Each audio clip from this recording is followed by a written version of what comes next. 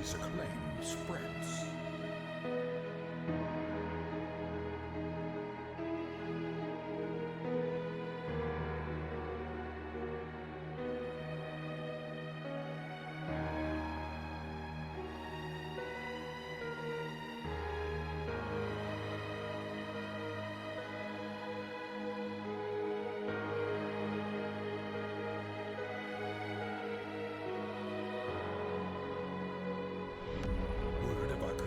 Acclaim spreads.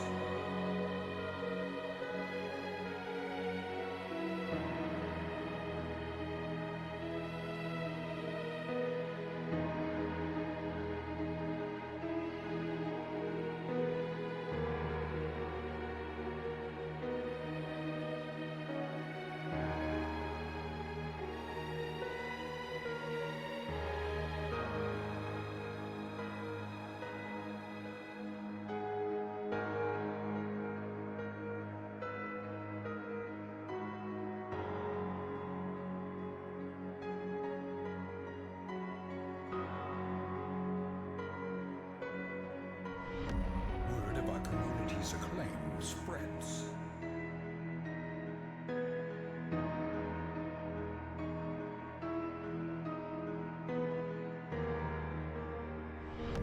Word of our community's acclaim spreads.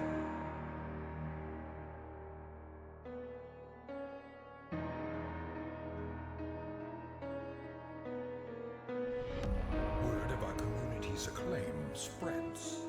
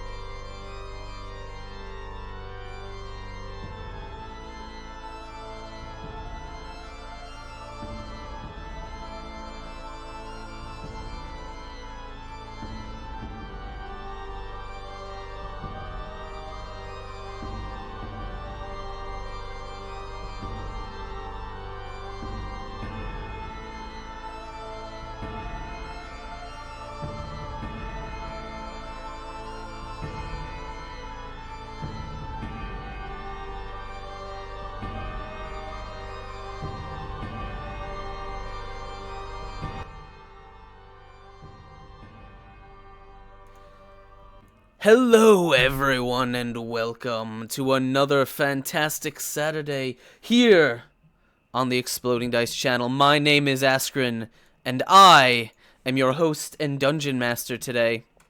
And we are back with more of The Writhing Moon, our OpenLegend horror campaign here every Saturday on Exploding Dice.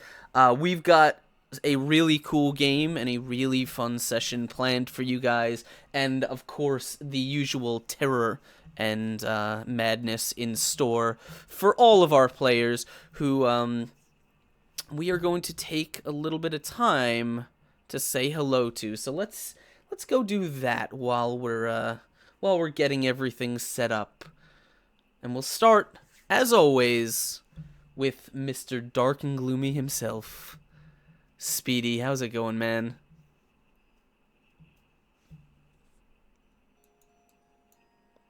As Felix Haskell, a priest of the White Church who has a bit of an obsession with blood.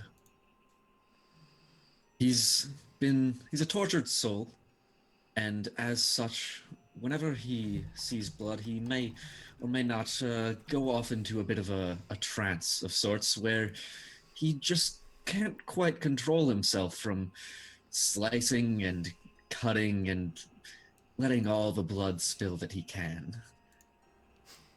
And today, quite a lot of that will be spilled. And that's what I'm looking forward to the most. Awesome. While I am editing someone else's camera, I want to say thank you for the host, Skagith, and also Ayami302. Thank you so much. Welcome, guys. Thank you for joining us.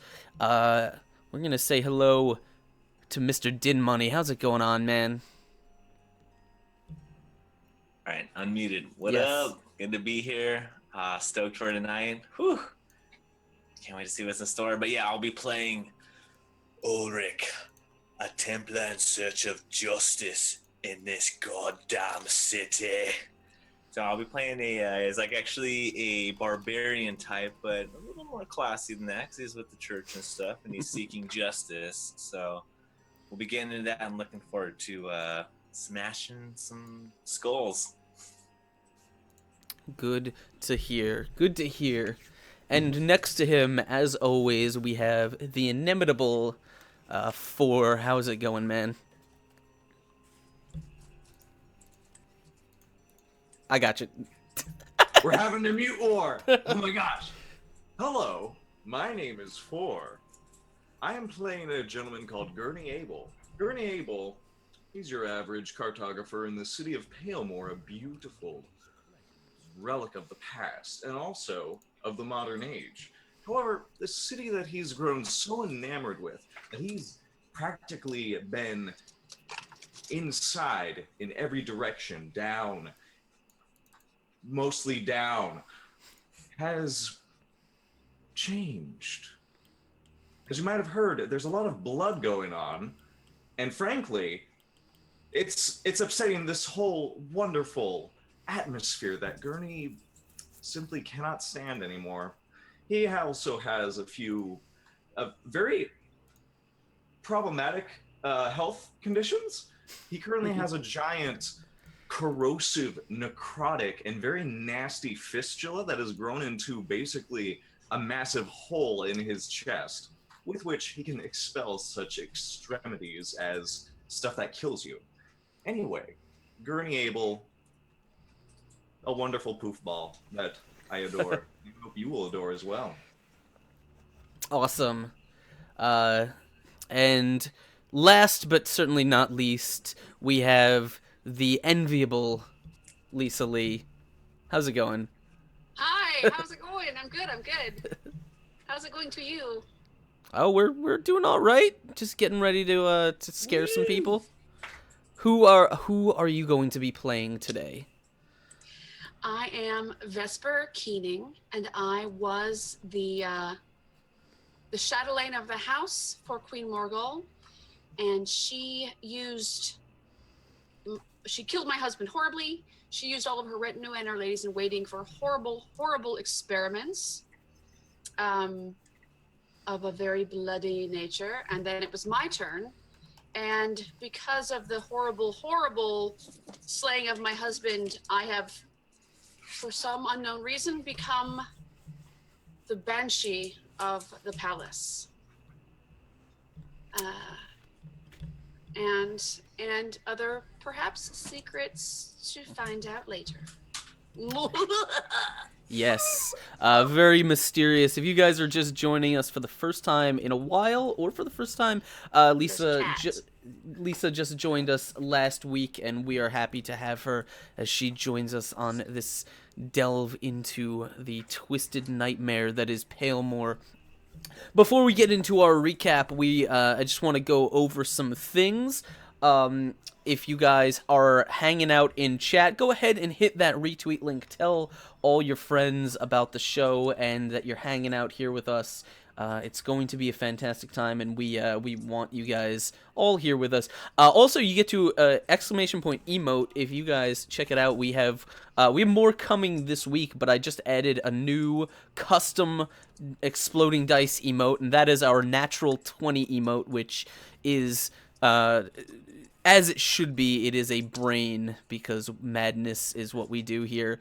So that's the new ED20S emote.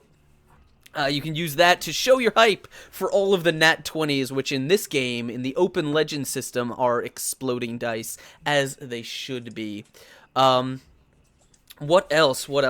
Oh, of course, if you guys have not already, you should check out exclamation point giveaway. That will take you to our monthly giveaway for March. We are giving away a brand new D&D 5th edition player's handbook, as well as a brand new Curse of Strahd and a DM screen to go with it, and some dice that's so too. cool.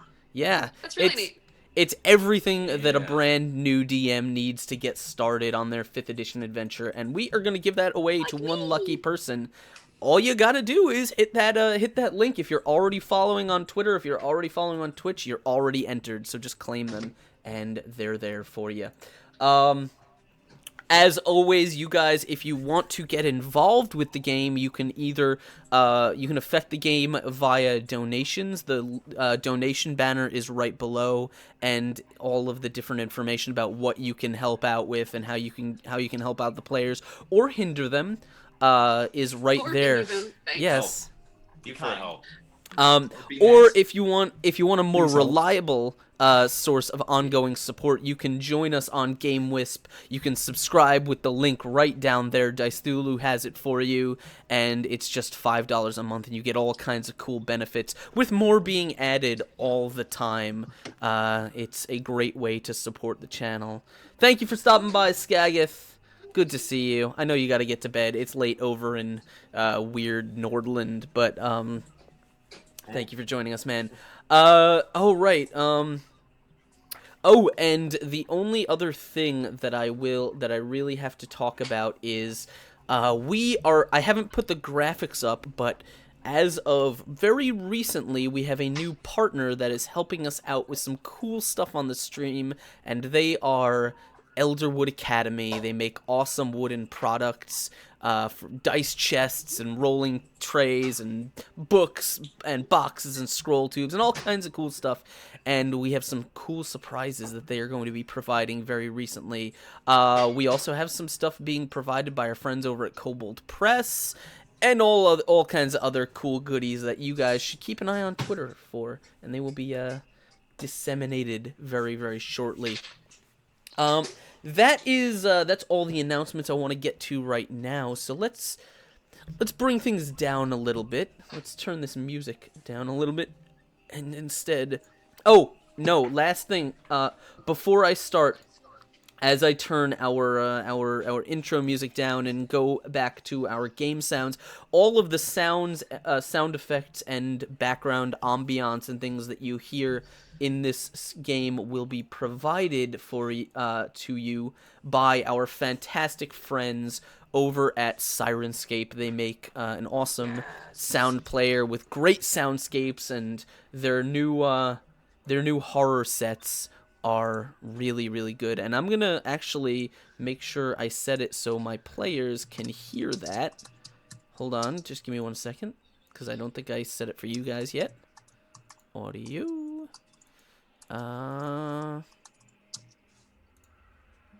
There we go.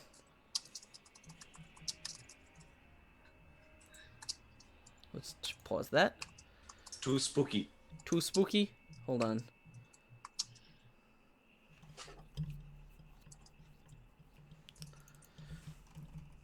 Give me 1 second. I'm just navigating here.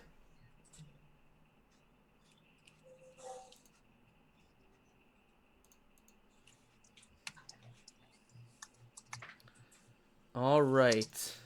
So as we return to the city of Palemore, let's get a little bit of a recap going to remind ourselves what happened last week.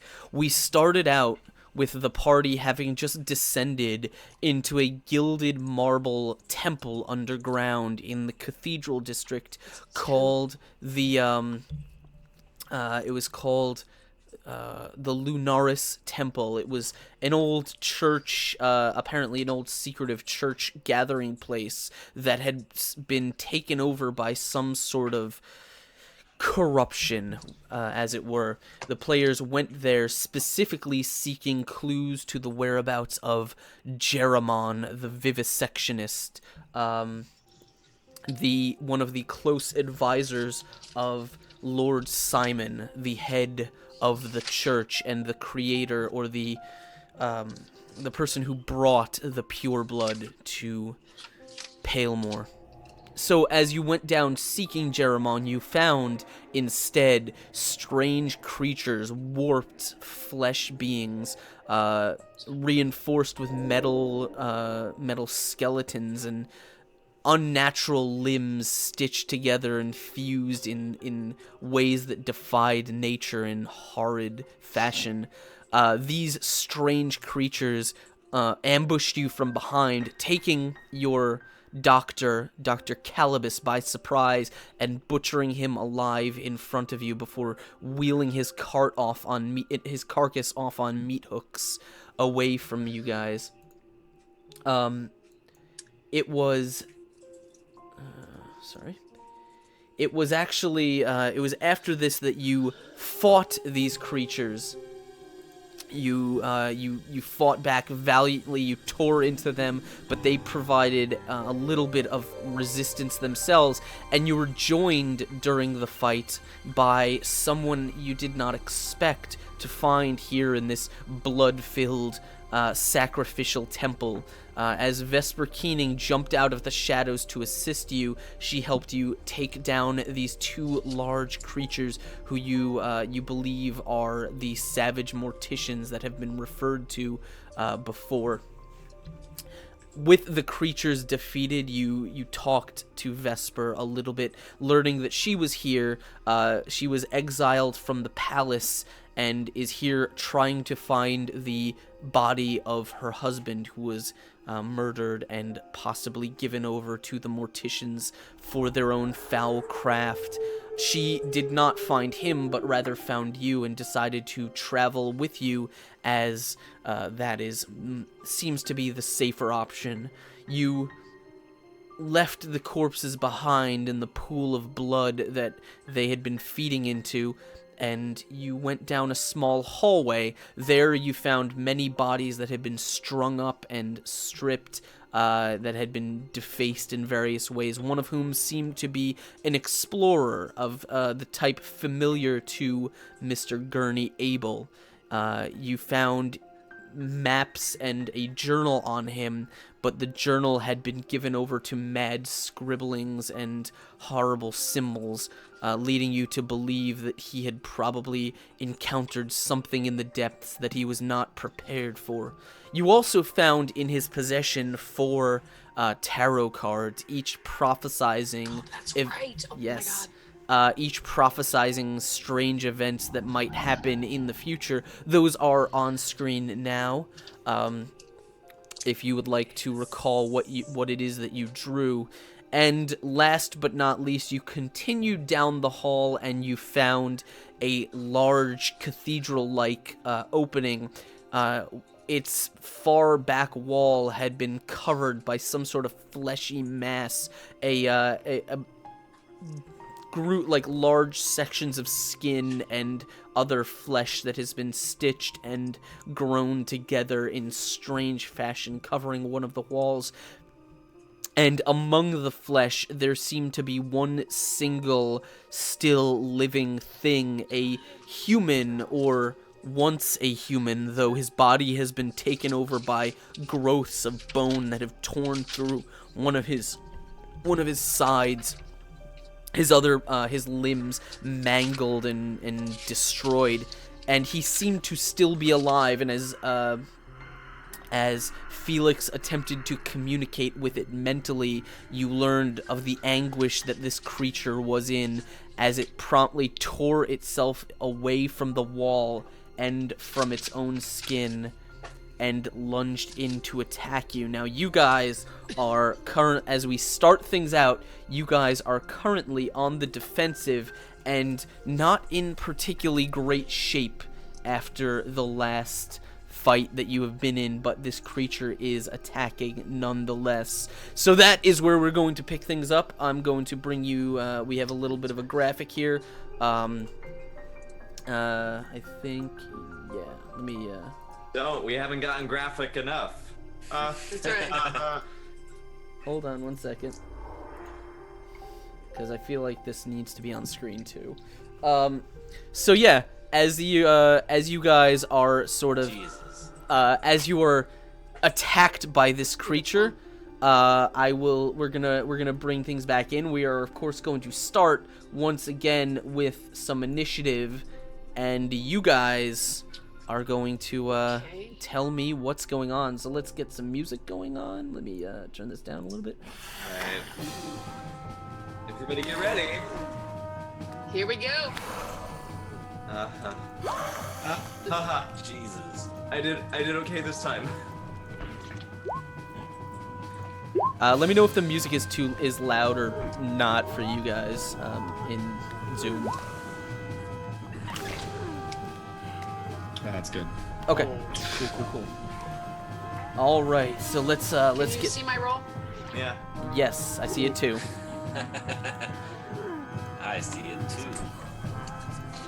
Just making sure I did it right. All right. So let's see. Felix, what did you get? 17. 17. Got it. Blast Rob Zombie. Oh, that would be appropriate-ish, I guess. Yeah. Also, what's going on, Brazelton? How you doing, man? Once again, guys, share the horror! Exclamation point retweet. Hit that retweet link. Yeah. Where are we? Ulrich. So Uther. Ulrich, what do you what did you roll? 10. 10. All right. 1-0, right in the middle. What about you, Gurney? 17, sir. 17, the magic number. And last but not least, Vesper gets a 2. 2. So I am going to roll for this thing. 1d20 plus Be nasty. a 12. I feel like Felix needs blinders in this place. I'm fine. Okay. Feel like I'm fine. Everything's fine. He seems fine. okay. 90% of the places. Felix like walked up to this guy and started talking to him. Mental. So the order for this is going to be Felix, Gurney, and then the creature, followed by Ulrich, and then Vesper. So Felix, you, as this thing tore itself away, you were sort of paying the most attention to it. So you were basically the one that is the least surprised by this. What would you like to do? Felix, seeing this man rip himself off his own flesh, Yeah. and hearing him yell, or hearing him in his own head say, "Kill me," which is what I believe was left off on. Felix is not going to attack. he's instead going to try and use his powers of blood to stop the creature in its tracks. Okay. To invoke the immobile bane. Okay. You are going to have to roll for that, I believe. Yeah, alteration versus toughness. Versus his toughness. Okay. Give me 1 second here.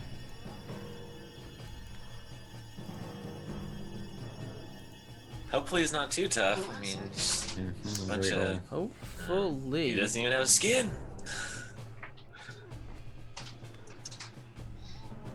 Okay. He needs a little moisturizer, a little Yeah, Neosporin. Only Felix Unfortunately, heard that because you're sending thoughts. unfortunately, 12 is not enough to surpass his toughness. And so you, you kind of, you step back, and as you kind of like, once again, you try and close your eyes, attempting to tune out the noise, the kind of pain screams of this creature, the sort of tearing of flesh, and of course, in your head, the kind of pounding pulse that is moving through blood through this kind of wall of flesh. You attempt to sort of focus just on one specific heartbeat and zero in on that, but unfortunately, there's just too much feedback, too much noise, and you don't really manage to isolate it. However, you do manage to touch sort of the pumping blood within his body, and you manage to get a sense of something. Almost in your mind, his blood is pumping very fast, but you sense once again that sort of dark stain of corruption. No. There is something wrong with the blood within this creature's veins. You poor creature. You've experienced so much pain. You are so close to God, and yet with that much corruption within you, you are tainted. It is our duty to put you out of your misery. Yeah. All right. Anything else you'd like to do? That's all. I said that to him. Said that to him through thoughts, if I can still do that, from the link I made before. Oh, that wasn't out loud? Okay. Ulrich didn't say yeah. He was patiently waiting. All right. All right. Next up is Gurney. All right. Gurney would like to give Ulrich the bolstered boon. I'm going to use my Ooh. persuasion to buff you up, buddy. Yeah. So I'd like to use the minimum power level, which is 3, Okay. and my persuasion is 5, so I'll be rolling 1d20 plus plus 2d6. That's really cool. Versus a DC of 16. Yeah. Nice. Alrighty. He's just going to turn to Ulrich. He's going to take a step back from this. He does not want to be a part of this. This is Alright. not anything he is. Oh my lord. Nice. Explode! Then exploded. Get ready, friends. It's time to test Yeah. out that new emote. Hell yeah. Yeah, well, could have Gurney been better. Could have been worse. sticks a finger out. And he goes, Ulrich, yeah, slam it, smash it, do what you do, buddy. Yeah. I just Now shove let's him out right the in yeah. I give him Nice. his back a good swat, like, come on, get it. I'll just be an animated GIF. Keep charging up right now. You have advantage. One advantage, sir. Oh yeah.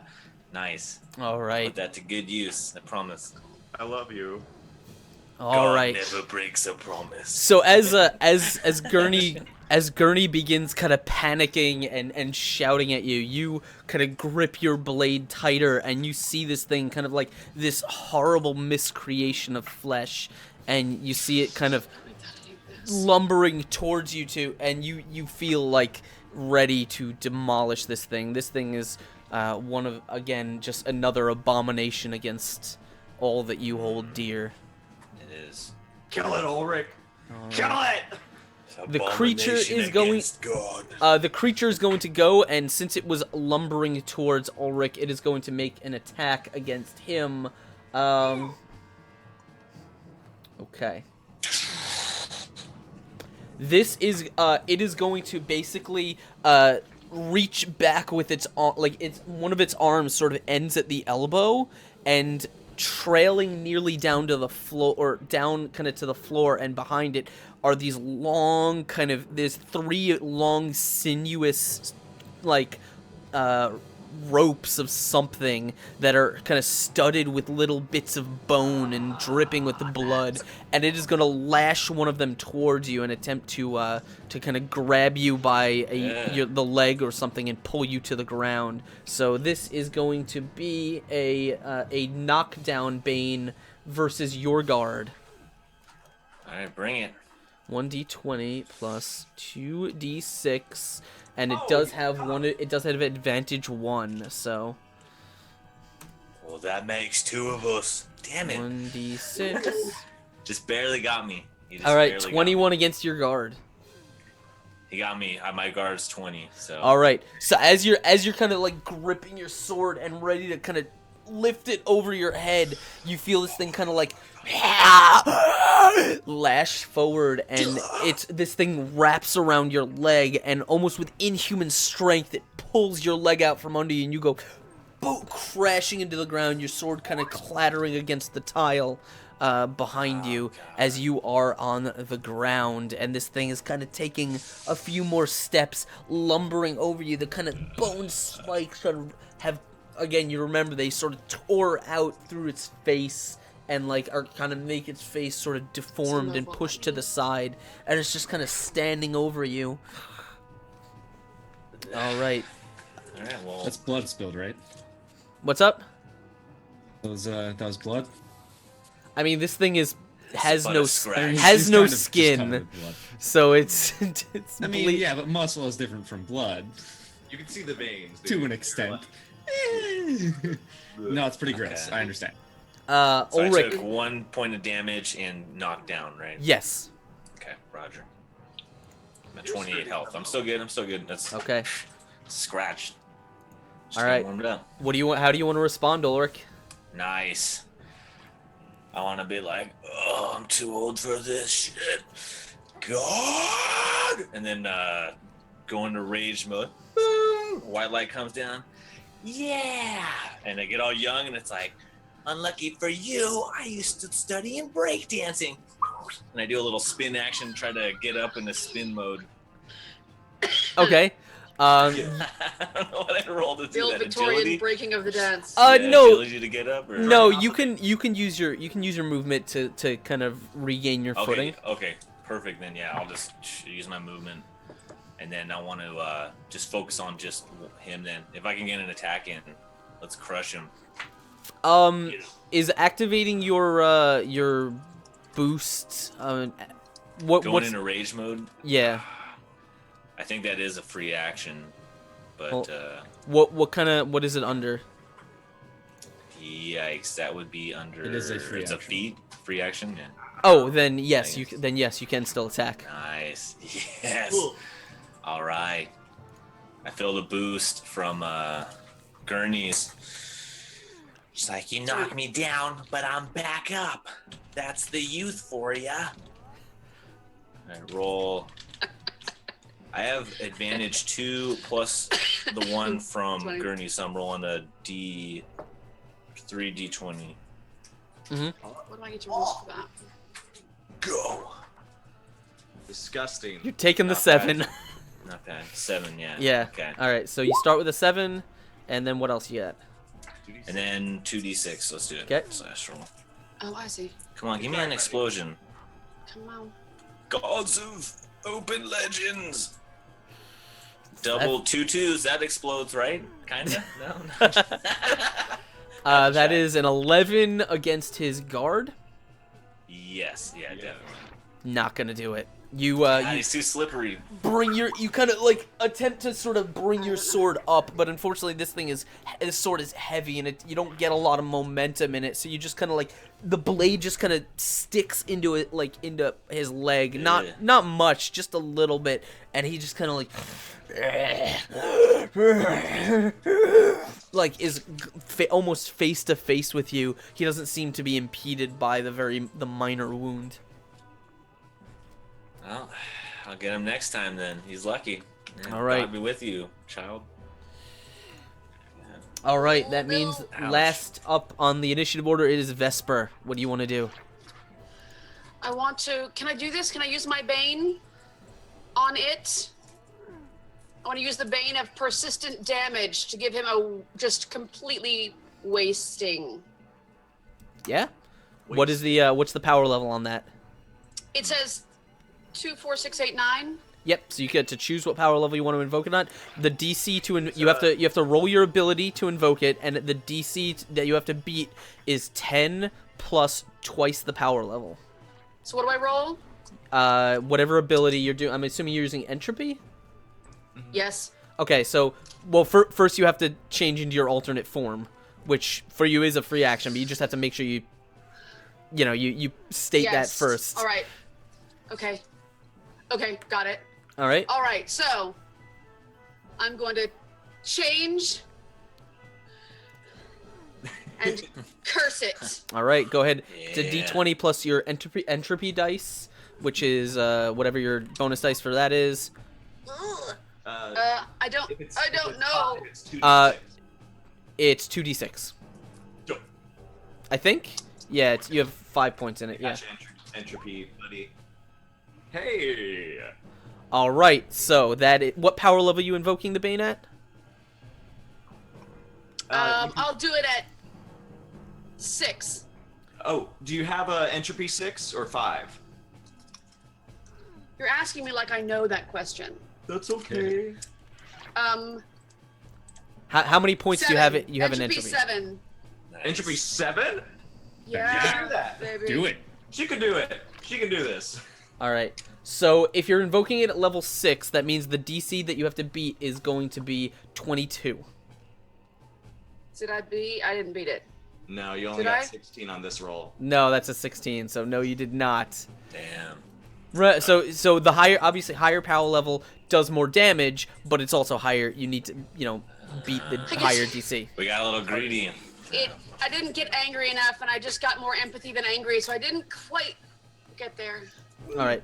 So as you guys watch once again as she kind of steps back and kind of like takes a deep breath, and as she exhales, her body once again sort of is taken in a wisp of kind of bluish energy, and her form is replaced by this very pale kind of ghostly visage that looks very, very different from the person that you were traveling with. More of a kind of floating, screaming female face with kind of hair flying back in some sort of unseen wind, and long kind of dark claws. And as she kind of reaches forward to attempt to slice through this creature to kind of create a burning necrotic wound, you do manage to kind of catch him a little bit, but unfortunately you were not able to muster up enough power to leave that kind of burning damage behind. Do I have movement? Yes, you do. To just get a little farther away from him? Yeah. Yeah. All right. Back at the top of the order, we're going No. with Felix. Yes. Get him, Yes. Felix. Do it. Do it. Okay. I believe in you.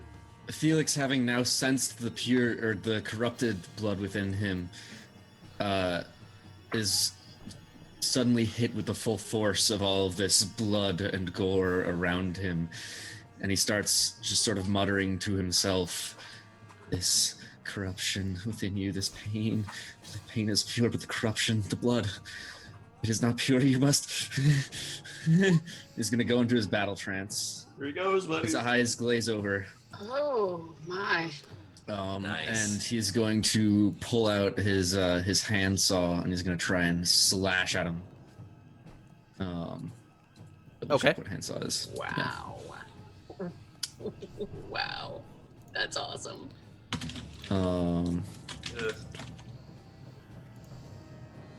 So with that on, I have advantage, right? That does. And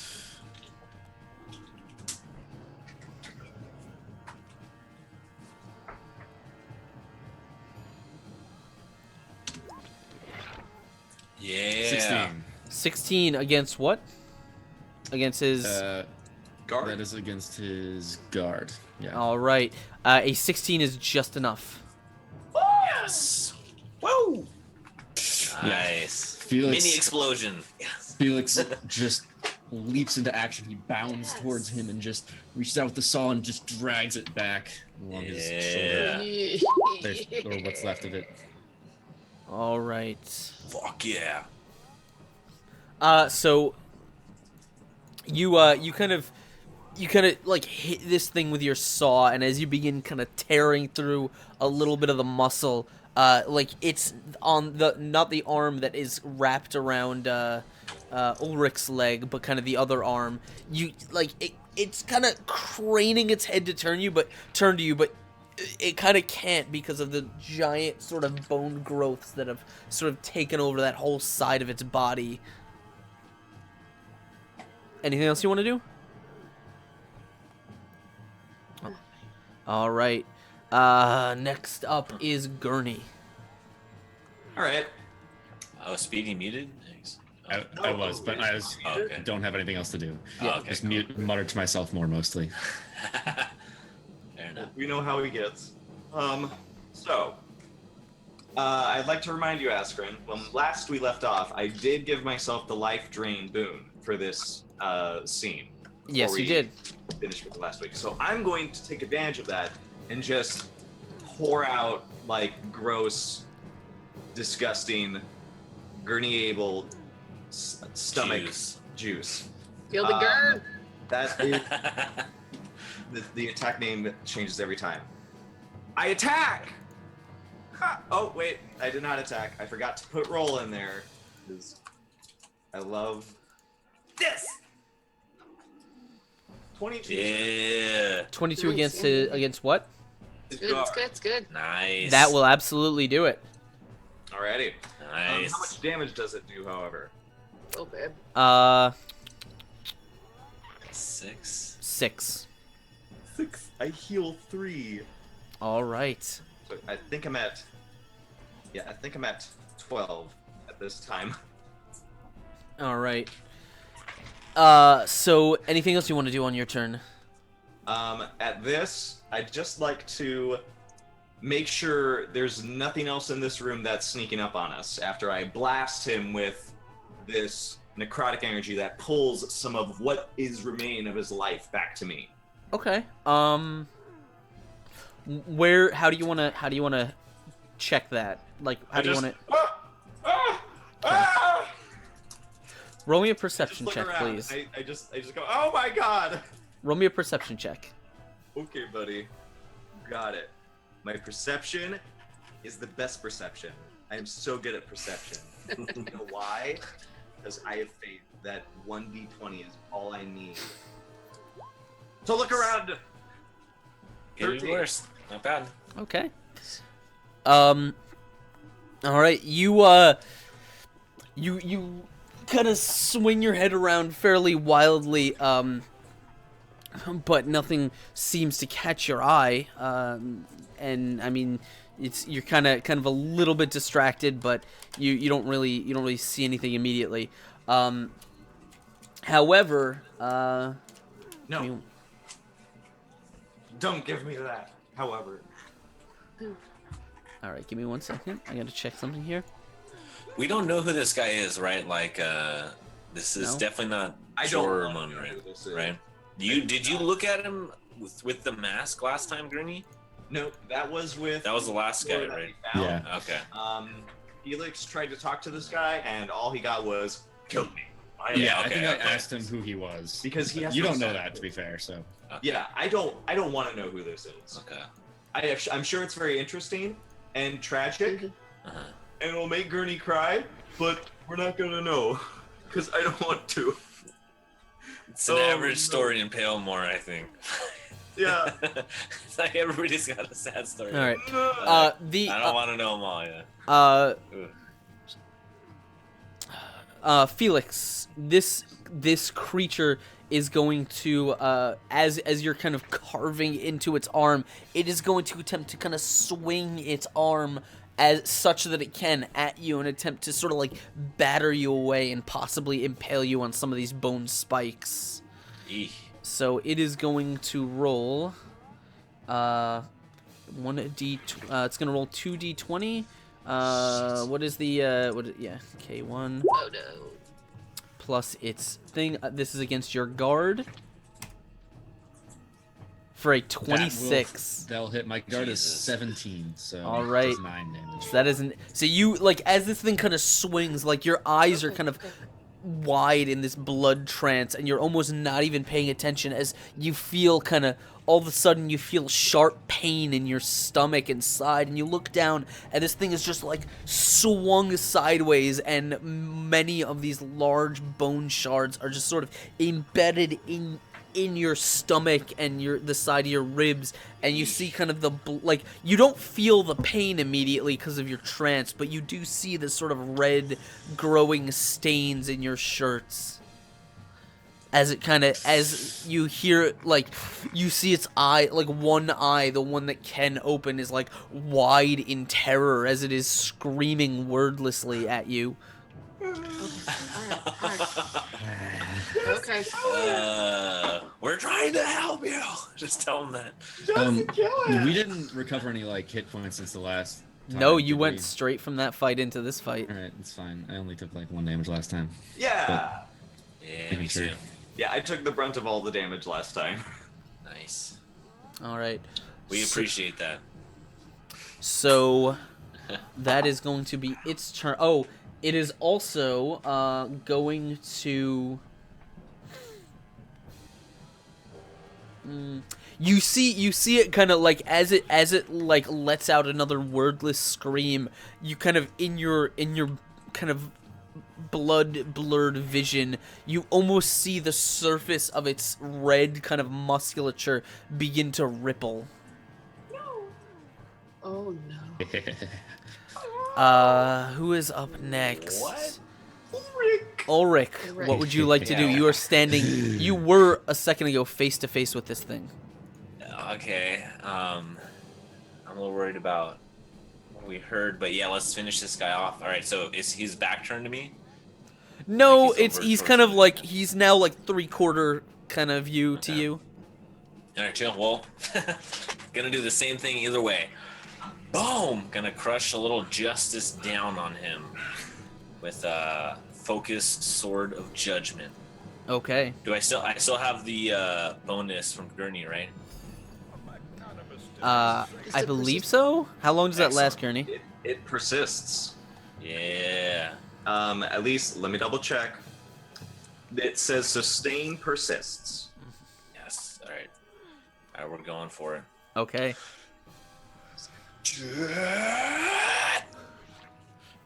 Oh, explosion! Yeah. One of them was a 1 though. That doesn't count, right? No, it's Explosion no. So overrides. when if you want to do that, type the number of your D20 and then after the 20, write K1, and that'll gray out all but the highest. But yeah, that 20 will count. So go ahead and Okay. re-roll that. I'll try to remember. Nat that. All 20. Get those ED20s in chat. Right. Yeah. Get ready, boys. All right, 1d20 for justice. 3. Come on. Whatever. Still 3. Better than 2. So my dad Better always than told me. 1. Yeah. Nice.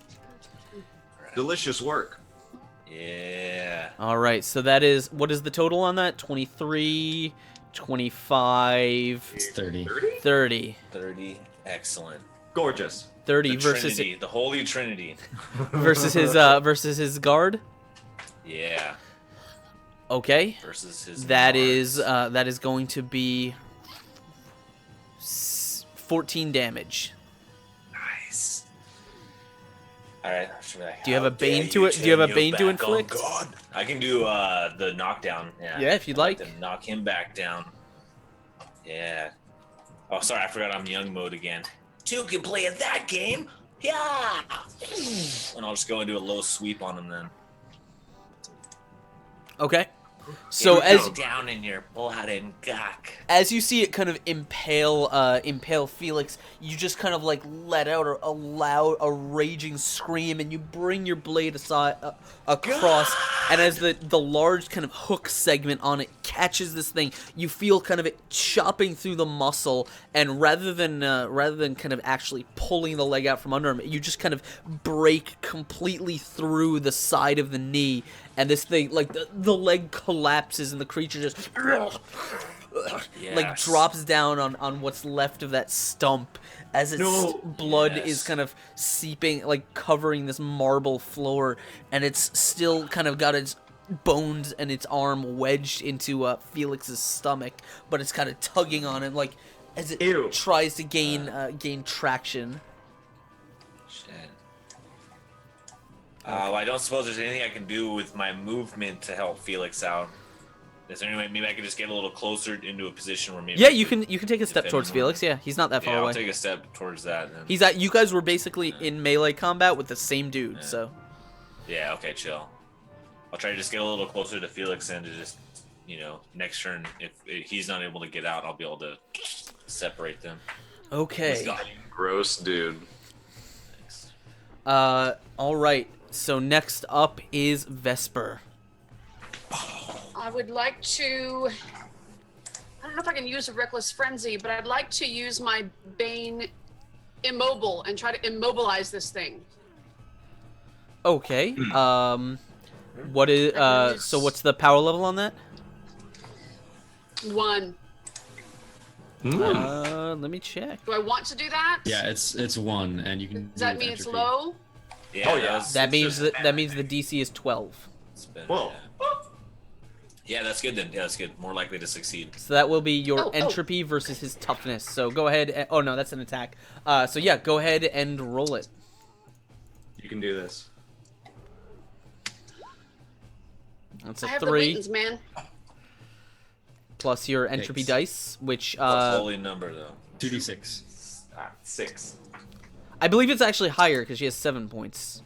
Oh, you're right. Oh god. Oh my gosh, you're right. I forgot. It's 2d10, it says. Dear Lord. Then go ahead and roll it. Jesus, holy crap! Oh You're my a god. monster. She was formed Not when I by roll the like that. midi-chlorians. Oh my god. my god. Unfortunately, this you No. you kind of reach out, and as you put your claws around this guy's head, you go to to shock it, like to shock its system to stop it from moving, and as you do, you almost get sort of a flash, like a lash of psychic feedback going towards you. It doesn't really hurt you physically, but it does sort of throw you back a little bit, and in that split second you see something. You see almost what must be some kind of share, like empathic link or something with this creature, because whatever you're seeing, you can only assume is a fragment of this thing's tortured psyche. As you see, you almost, again, it's not a vision, but it's almost a feeling. You almost feel as if this person, this whatever this is, has had its like layers of its mind almost flayed away, just as its skin has been. Well, that's gonna give me a headache. Can I try to at least unentangle this thing from him? Can I try to? What thing? Hold still, Felix. Exactly. Yeah. It's fine. Hold Felix still. can go- Felix can Might go sting with a bit. Just rip it off quick. Just one and done. Can I get it off, Felix? You mean action? the things that are kind of the bones that are embedded in his Not the side? bones embedded, but is the thing still wrapped around? That was Not that was bones pushed that was into- Ulrich. That was I get it off Ulrich? yeah, you can do that. Yeah. Yeah, I'd like to get it off Ulrich. Get it off me! Sorry. Calm down. Yeah, sorry. All right. It's just gross. All right. So as you kind of you start pulling these kind of fibrous. It's almost like it's like sinew, like bloody kind of sinew, flecked with sharp bits of bone that's kind of wrapped around his the leg of his kind of pants. As you manage to sort of untangle bits of it. All right. As you get to the top of the round. Does that mean he's ungrappled or? is he Yeah, out? no, he was. Yeah, he's pretty much freed. You have he can't. Nice. He would have to be attacked to re-grappled to be knocked down. Okay. Well, I thought it was Thanks. until Din's next turn. Well, But yeah, yes, but she used her turn to help him out of being Okay, yeah, grappled. So Right. all right, Okay, give me yeah. 1 second. Okay. Fair enough. So you guys are sort of pushing you finally kind of pushing back against this creature as you actually sort of shove him back almost against the altar that was in front of this wall. And as Felix, as you are about to have your moment, as you're kind of about to push backwards, you all of a sudden, like, you guys are like, you're basically reaching up with your saw to kind of lay into it and to draw more blood, and all of a sudden there's just a splat of blood across your face as you look like Ulrich, right in front of both your and Felix's face. A long kind of golden or spear has just sort of lanced through this creature, just like right here, and slammed him back into the marble. Shit. Since Ulrich's in young mode, he's like, whoa, that looked freaking cool. The creature is like, this thing is like impaled through his chest and out the other side, and it's kind of stuck like into the marble, the floor. So he's now like kind of like stuck there. Like, he's still sort of attached to you, Felix, but Oh. what do you want to do? Well, if I'm still attached to him, my first thing I want to do is get free from him. Okay, you want to sort of Attach use. cable. You can use your movement action to sort of push these bone spikes out of you. You think you can contain me with your rot, your contamination? Get off of me! And then, seeing that this thing is immediately taken care of, he's gonna immediately look to the thing that did it to Okay. him. You you spin around, and you immediately, like, your eyes are still kind of a blur. Kind of shift. Your perspective is a little bit washed out, and it's hard to focus. So as your swimming vision kind of returns, you look at the far end of the chapel, pretty much the direction that you guys came in, though not directly there. It appears that there has been, like, immediately to the left of it, there's a section of wall that looks like it's been knocked out, like has collapsed. One of the pillars has been, has crumbled. And you see that you just see like a bunch of shapes, very kind of like rectangular, sort of, that end at a point. You can't really make much out in your kind of hazy vision, but they seem to be very large shapes, colored with red and black, with gold trim. Can I sense tainted blood in them? You want to use your turn to kind of see if you can... Will that take up my action? Because of the distance and yeah, probably. Okay. In that case, Felix is he's like glancing over at them, like confused, but with a skewered, fresh victim in front of him. He's just going to instead he's gonna pull out his scissors and just start kind of slashing at the creature on the ground, trying to finish it off. All right, go ahead and roll me an To attack. fill it with as many tiny cuts as possible. Go ahead and roll Death me by an tiny attack. Cuts. Yeah. Death by 1,000 cuts. I'll get the lemon juice ready. No! I've got the pink sea salt today. Yeah. And that is an exploding 6. Yes, it is. Will it? Nice. Okay. Ew, and that was a non-exploding 6. 14 is not really enough to break its guard, And but you, imploding. Do I have like extra advantage because it's like skewered or anything? yeah, I'll say because it's And restrained, knockdown. you have a second advantage. Yeah, Okay, not that better. doesn't help. No, you kind of like take a step closer as you're kind of like more just like with one hand. You're just kind of like stabbing, making small cuts, but the this thing doesn't seem to be too impeded by it. It's the large thing that's going through it is probably a much more effective wound. All right. Okay.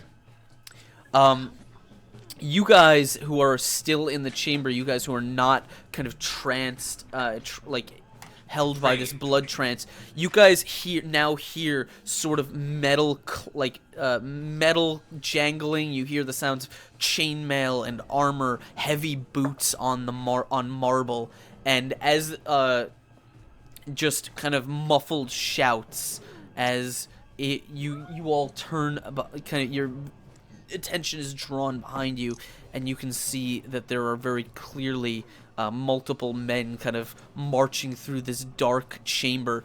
Large metal kind of heater shields are held up in front of them like a wall, so you can't really make out much around them. Ulrich, you... Go ahead. No, what's up, man? No, I thought you were going in turn order. Go ahead. No, Ulrich, Okay. you almost instantly recognize these colors. Oh. Friend or foe? This is, I mean, you are, you have no idea why you're seeing this. Like, you've seen these shields before, you've seen this armor before, but seeing it here is It's out kind of place. throwing you off. This appears, as far as you're aware, this is the armor and the color pattern of the Ebony Legion. They are what a large faction of your order, your old Templar order, sort of what became under the most recent High Lord. Okay, well, I can tell that they mean business, right? And we're definitely outnumbered. By these Yeah, guys. there's a good Okay, number of them, I'm and they are heavily armored. All right, I'm gonna sheathe my sword and be like, "Put down your weapons, friends." And Vesper, try not to look so banshee-y. Sure. I'll just be behind something. Are you guys all sort Yeah, of taking his advice and sort of like lowering your posture? No, I finished this thing off. Okay. Felix is like still just like at its side, trying to slash at it. Pretty like stomps towards this now restrained thing, Okay. and I just like to siphon as much of its croaking life essence and just try to finish it off at last.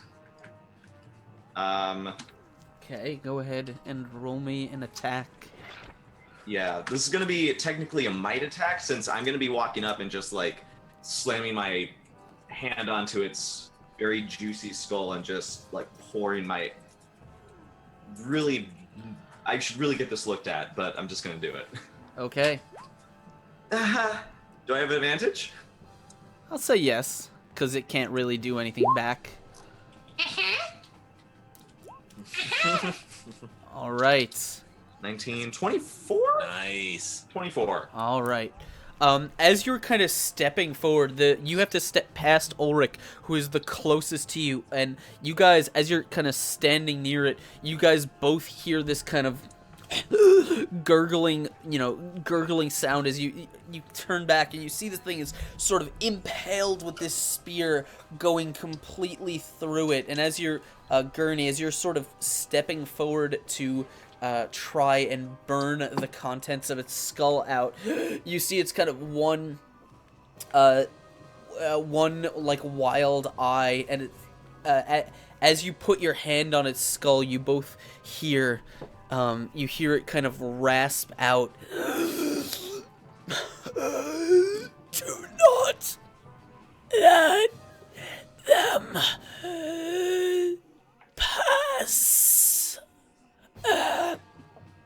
And it kind of like he slumps down on the spear as like Gurney, you put your hand on this thing's head, and as you sort of it begins to kind of glow with this greenish black energy, you feel it kind of pumping in, and as its jaw goes slack, its body convulses, and all of a sudden this like it chokes for a little bit, and this thick black sludge just pours out of its mouth, and like chunky and smells awful, and it just splatters all over the tiles, and the creature just slumps back on the spear as black smoke emanates from its mouth.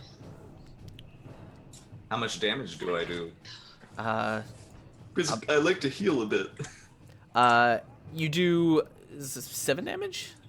7 damage. Do you want me to round up or down? Wait, what was the defense that you were targeting? It's toughness. Then, yeah, 7. 7. Want me to round up or down? We'll go up. Why not? Okay. Ooh. I take a Feels very in a good mood active today. form of healing, everybody. Oh man, I just wipe my hand off, and I turn to see these new arrivals, and I look to young Ulrich like, what do we do now? Can I use my telekinesis as any kind of a prestidigitation to get this stuff off of us? Ugh. What, the sludge that it just vomited? Yeah.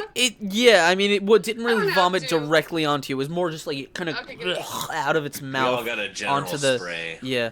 Well, it wasn't really a projectile. It was more like something bubbled up Like it was and kind of down out of onto. its legs. Yeah, basically. So we didn't get slimed. Not No. really. Good. Um, Good. However, Ulrich, you're kind of standing near this thing, and you kind of like obviously you see that it's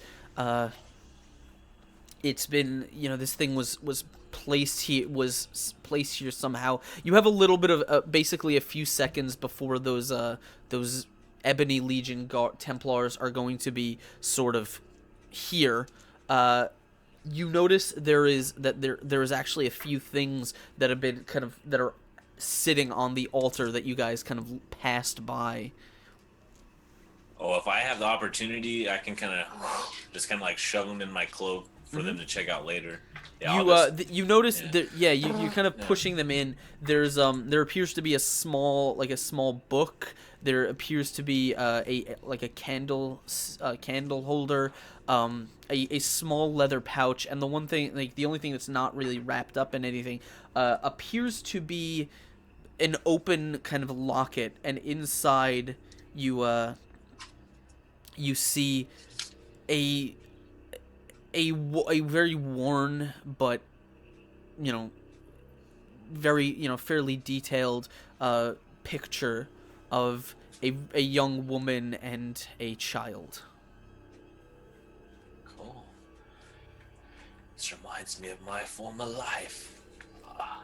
I don't know if Oh, it I means know what that anything is, to but- him. Yeah, I'll take it and I'll kind of slip it away. And as I do that, it's also like Ulrich's like, kind of shifts back into old man mode without the ebony Yeah. people seeing. Hopefully, Felix goes from swiping furiously to like seeing his like black vomit from whatever Yeah. did to it, and just like slowly, Can't help it. You and then he feels the pain. And just, ah! you guys hear a loud voice saying,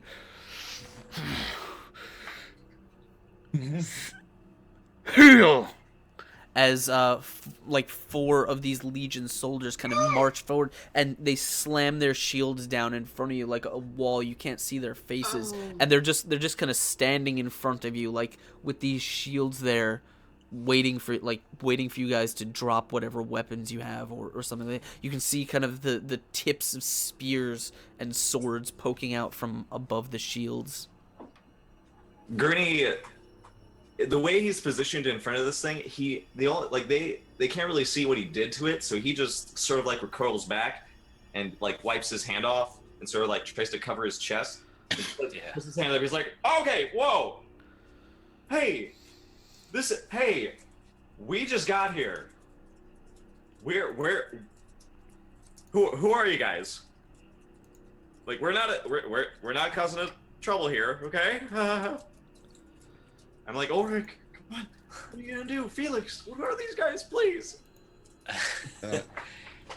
Yeah, I'll step forward. I can say like, "Hail, brothers," and I'll like, "We mean you no harm." As you go to step forward, they all kind of like, you hear kind of the scraping of shields as their weapons are kind of drawn up a little higher, and as they do, you see one of the voices who's kind of holding these weapons says, "Step back." Step back. I step back. Hands up. And then like there's more. You notice there's probably about 7 of them in total, and with their shields they're kind of like slowly stepping forward, kind of pushing out. So like they're kind of advancing on you guys, but they seem to be separating. So they're kind of like spreading you guys out like a wedge. Okay. Like separating our group. So unless you guys are trying to resist in any way, they're kind of just, they're not really, they're just stepping, like taking a step forward and then a step forward. Can I pull out the spear and be like, "And who's the fine spearman that threw this? I'd like to give it back to him." You want to physically pull it all the way out of the body? Yeah, if possible. But it's gonna take some effort. It's definitely gonna take some effort to do that. It's not like a kind of thing. If I can tell I can't do it and look cool, like without. No, the spear is like through this. It's like through its collarbone, out its back, and into the floor. Can Felix take a second to try and heal himself? Just to focus on his blood and cast regeneration. It's up to you. Okay. While he does that, since we're not in combat, I want to see if I can distract them from what he's doing and say, "Gentlemen, thank you so much for the aid from that attack, from that thing. That was quite noble of you. To whom may I give my thanks?" You speak almost directly to one of these sort of soldiers that's, again, still sort of behind his shield in front of you. But as you finish your little speech, they do not respond in any way.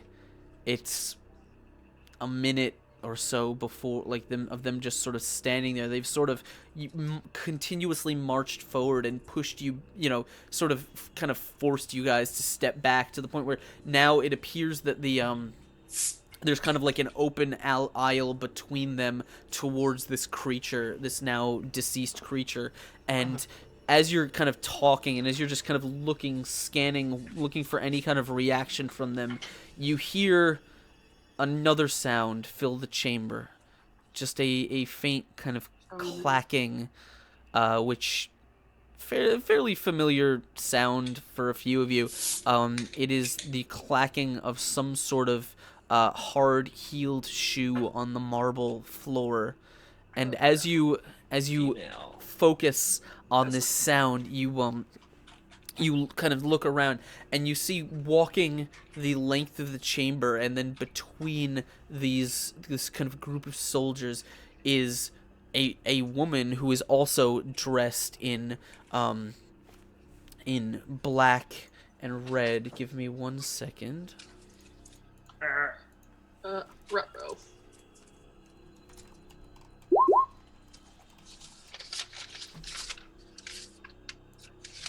I need to find something. So Felix cast regeneration, and that does it past the CR, so it should heal 1d6 every round that it's active. Whoa. Okay. Nice. I don't know how many rounds are passing right now, but How I guess long is only- the hallway that this woman has to walk down? right. Oh God, is it Ileana? Oh God, oh God. Give me 1 second. Well, let's roll perception on her name tag. Yeah. As she here, let me move this out of the way. As she kind of steps forward, she you kind of get a look at her as she's standing there, and she kind of looks around at really very for only a brief second, very dismissively at all of you, and then at the creature, and she says, Yes, this will do. Have it brought back immediately." And then she kind of casts a glance sort of over in Ulrich's direction. She says, "In exile, here." And then she just walks. Before you even have a chance to really respond, she walks pretty much straight past you towards this giant altar. And as she does, she kind of places both hands on it. You see the soldiers all kind of raise their weapons a little bit, kind of towards you guys in a very threatening manner. And as her hands are on this altar, she says, "Yes, there's much knowledge here." And then she kind of reaches down, and with one hand you see her kind of, brush her hand along the edge of the altar, and then find the center of what appears to be kind of a sculpted face. They're on lining the kind of edge of this altar, and then she just sort of depresses it with a click. Whoa. And as it does, the altar itself just you hear a loud as the top of the altar begins to shift, and as it lifts up, you see it seems to be hiding or concealing a large wooden box, almost like a wooden ark, which cabinet-like thing that she opens. Inside, a large kind of dark leather-bound tome of some description, which she then lifts out of the altar, kind of tucks under her arm, and then proceeds to walk back the way she came, past her soldiers. She says, "We just got punked." As she does, she says, "Take the creature, leave the exiles." Can I try and sense if she has corrupted blood now? Yes. Go ahead and roll me a check for that. I wanted to put my hand on the altar and see if I could use my precog on her and learn anything. 24. Yeah. I'll let you roll. use your precognition. Go ahead and roll me it. It's gonna be a little bit muffled because you're not sort of in direct contact with her, but you can definitely try. Yes. While this happens, if I have the chance, I'd just like to speak up as she tries to leave. If you want to resolve their roles first, go ahead. Yeah. Well, yeah. I'm gonna deal with them first. Okay. So, you guys, first, Felix, you take a deep breath, and as you exhale, you kind of, there are now many heartbeats echoing in this chamber, and it's very hard to tune in to just one. But as you kind of you're practiced in this method, you kind of steady your breathing and you try and focus on just the echoes of one particular heart. You sense her heartbeat, but you don't sense that familiar kind of warmness that comes from the pure blood. So I don't sense the pure blood or corrupted blood. It's just she has blood, normal blood, same kind of blood that most people have. Yeah? Or is it a colder, darker blood than I would sense from any average person? No, it seems fairly normal. Yeah.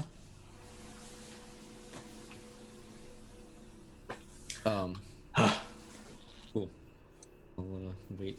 I won't So say you're anything not yet. just- Let's resolve those other rolls. So, Vesper, what were you trying to figure out about her?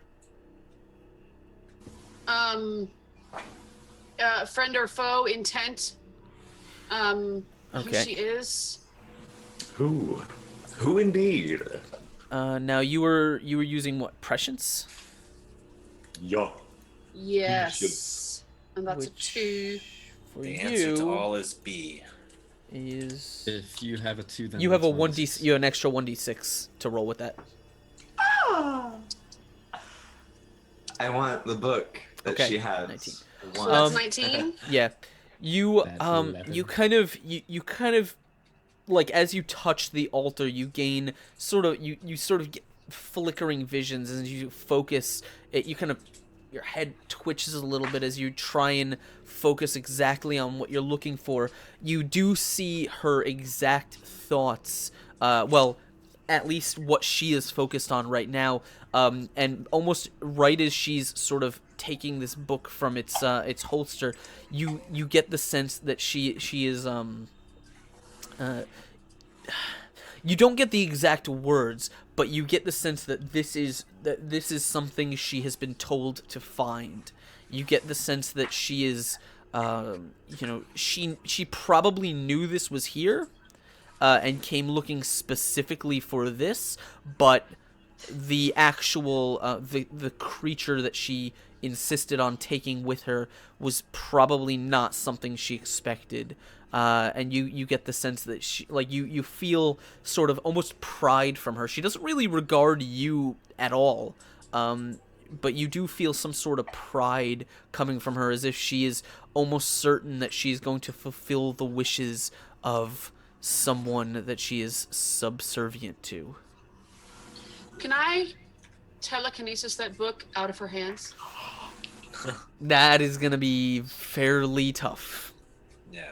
You can attempt to, though she will absolutely notice it. She's like walking and reading at the same time, telekinesis. Doesn't notice it, keeps walking. Right, I did it with deception. I don't have deception. I have nothing listed on deception. It was a good idea. So I guess I You're a shouldn't really do ghost. that. I can see All through right. you. Well, while you guys are doing that, Gurney, what did you want to say?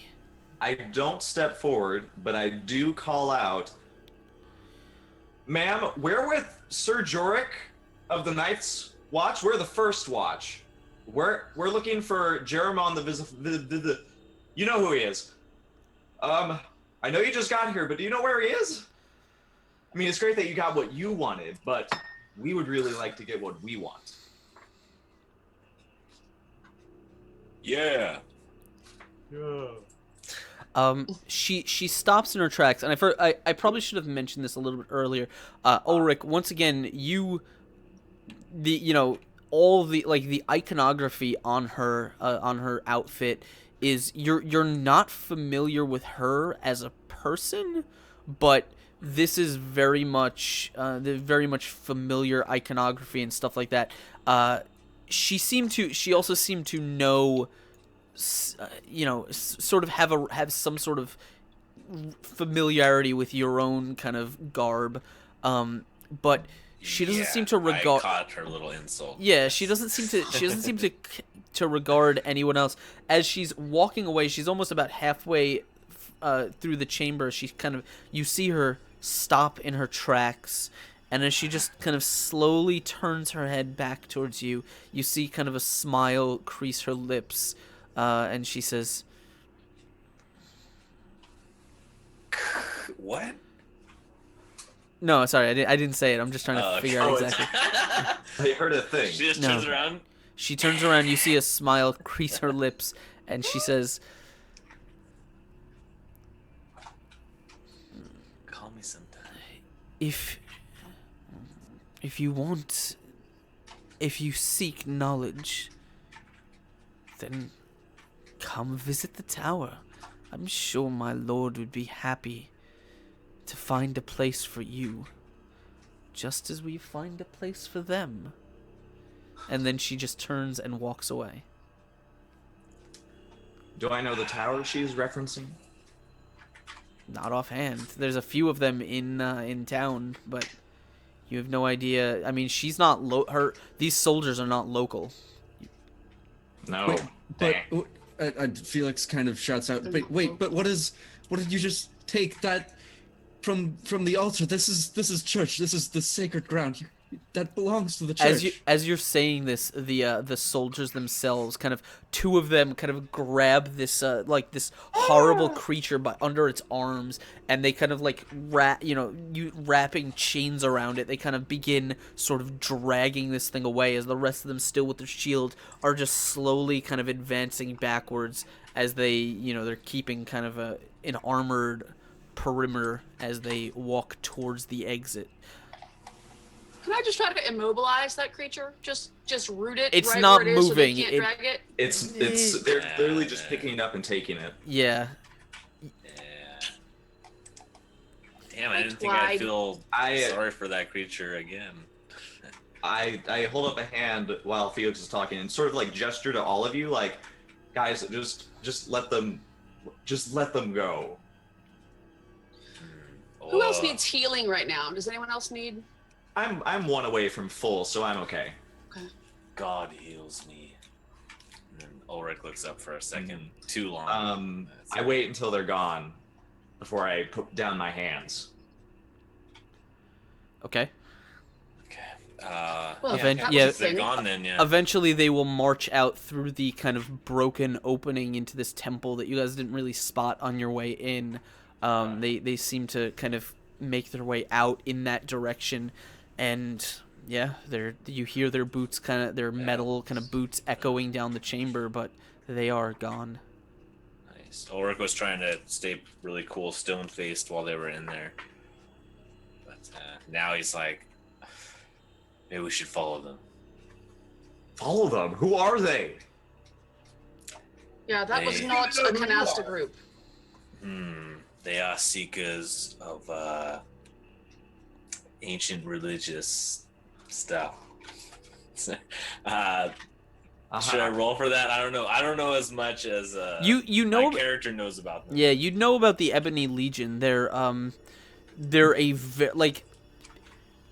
they are a devout sect, but they're fairly violent in their ways. You don't really know why they would be here, as you obviously you certainly were not expecting them to be here. So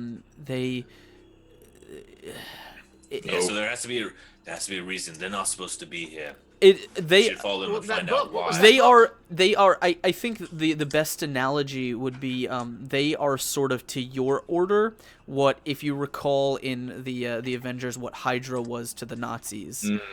Oh joy! They kind of started out as their own sect, and then they kind of grew more powerful and kind of branched off on their own. Does that mean Ulrich's church is the Nazis? Uh-oh. Shut up! I'm not a Nazi, guys! Jeez! It's on the alt-right. Does Ulrich know about the tower they Totes mentioned? a Nazi.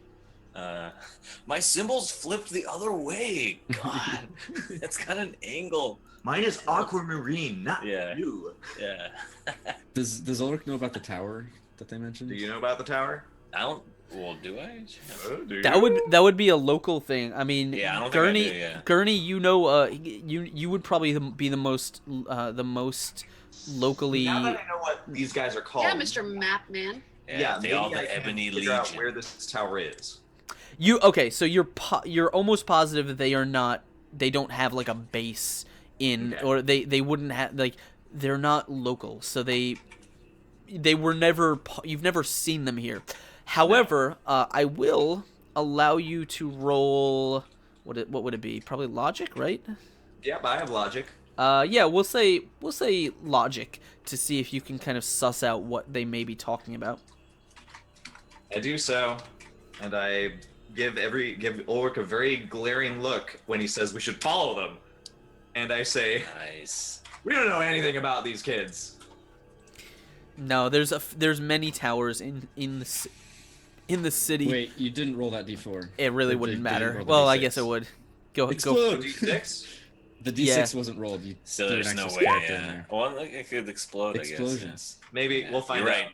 Opportunity for explosions. Just No, me. it doesn't. No, there are many towers in the city, and they could be referring to any of them. They were very non-specific. Look, Ulrich, it's okay that they said nasty things to you, whatever, happened. But listen, they're decked out in armor. And there's more of them than us. And not only that, look where we are. We have a job here to do. They are not our concern, okay? Like, sure, I'm curious about what's in the book, sure. But listen, we already know who we have to find to figure out what happened to us. I'm not concerned about them. Aye, and looking for that is here, and the one clue here is what they just took. Shit. And Gurney starts pounding his thighs with frustration. Ulrich will go and put his hand on his shoulder, like, don't worry, friend. There's more ways to win a battle than mere strength and numbers. True. Yeah. That's a point. Look, I can. And then Ulrich peeks down. I can see our way there now. And I look through Gurney's hole in his stomach. Chest. I try to lighten the mood a little bit. Oh. Ulrich's bad at jokes. That's okay. It's appreciated. Well, I can't be the only one who's kind of averse to this. Miss Keening, do you have an opinion on whether or not we should do this? For what purpose, really? To follow them? Well, listen. Does this look like the end of where we are? I'm sure there is more places we could explore down here, but Anything they're gonna do with that book is not good. We need to Clearly. stop it. They're okay, so roll me a perception check if you'd like to Okay. investigate the chamber. Gurney sits down and he doesn't do that because he does not have perception and he's tired. Ulrich has perception. Ulrich will look around. Okay. And Felix needed to go deeper for something. So, we were going deeper to look for the sections. Jeremiah. Jeremiah.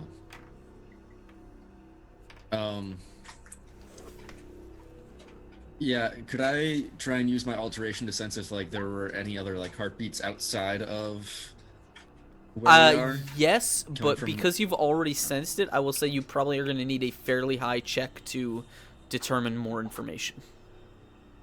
Oh wait, so I sensed heartbeats from some other room other than this one You already? you sensed pretty much everything that was in this room already. Ooh, okay. So Okay, I will say, let's, in order to go deeper, I will like to follow the kind of pulsing, see if it leads anywhere. Ooh. 19. Okay. We got you, DM. No. I'm just trying to. I'm trying to think. I'm Suck trying to roll. think what I was I honestly gotta like. use the rest of them. It's okay. It's okay. Okay. Okay. So you kind of sit in the center of this chamber as you kind of begin almost meditating. It's gonna take you a little while to actually focus on just about anything, to sort of identify the sounds here. While he does this, I want to just get with Vesper really quick. Okay. And I say, do you Vesper. prefer Miss Keening or do you want Vesper? We just met, Vesper. so All right. Vesper, please. Sure. Vesper, I appreciate all your help with everything that's happened, and I'm sorry you might not have found what you came here looking for. How deep did you look, though? Not further below, too far below that level. I'd been down there a while, and all I saw were creatures beyond help. What you saw, I guess.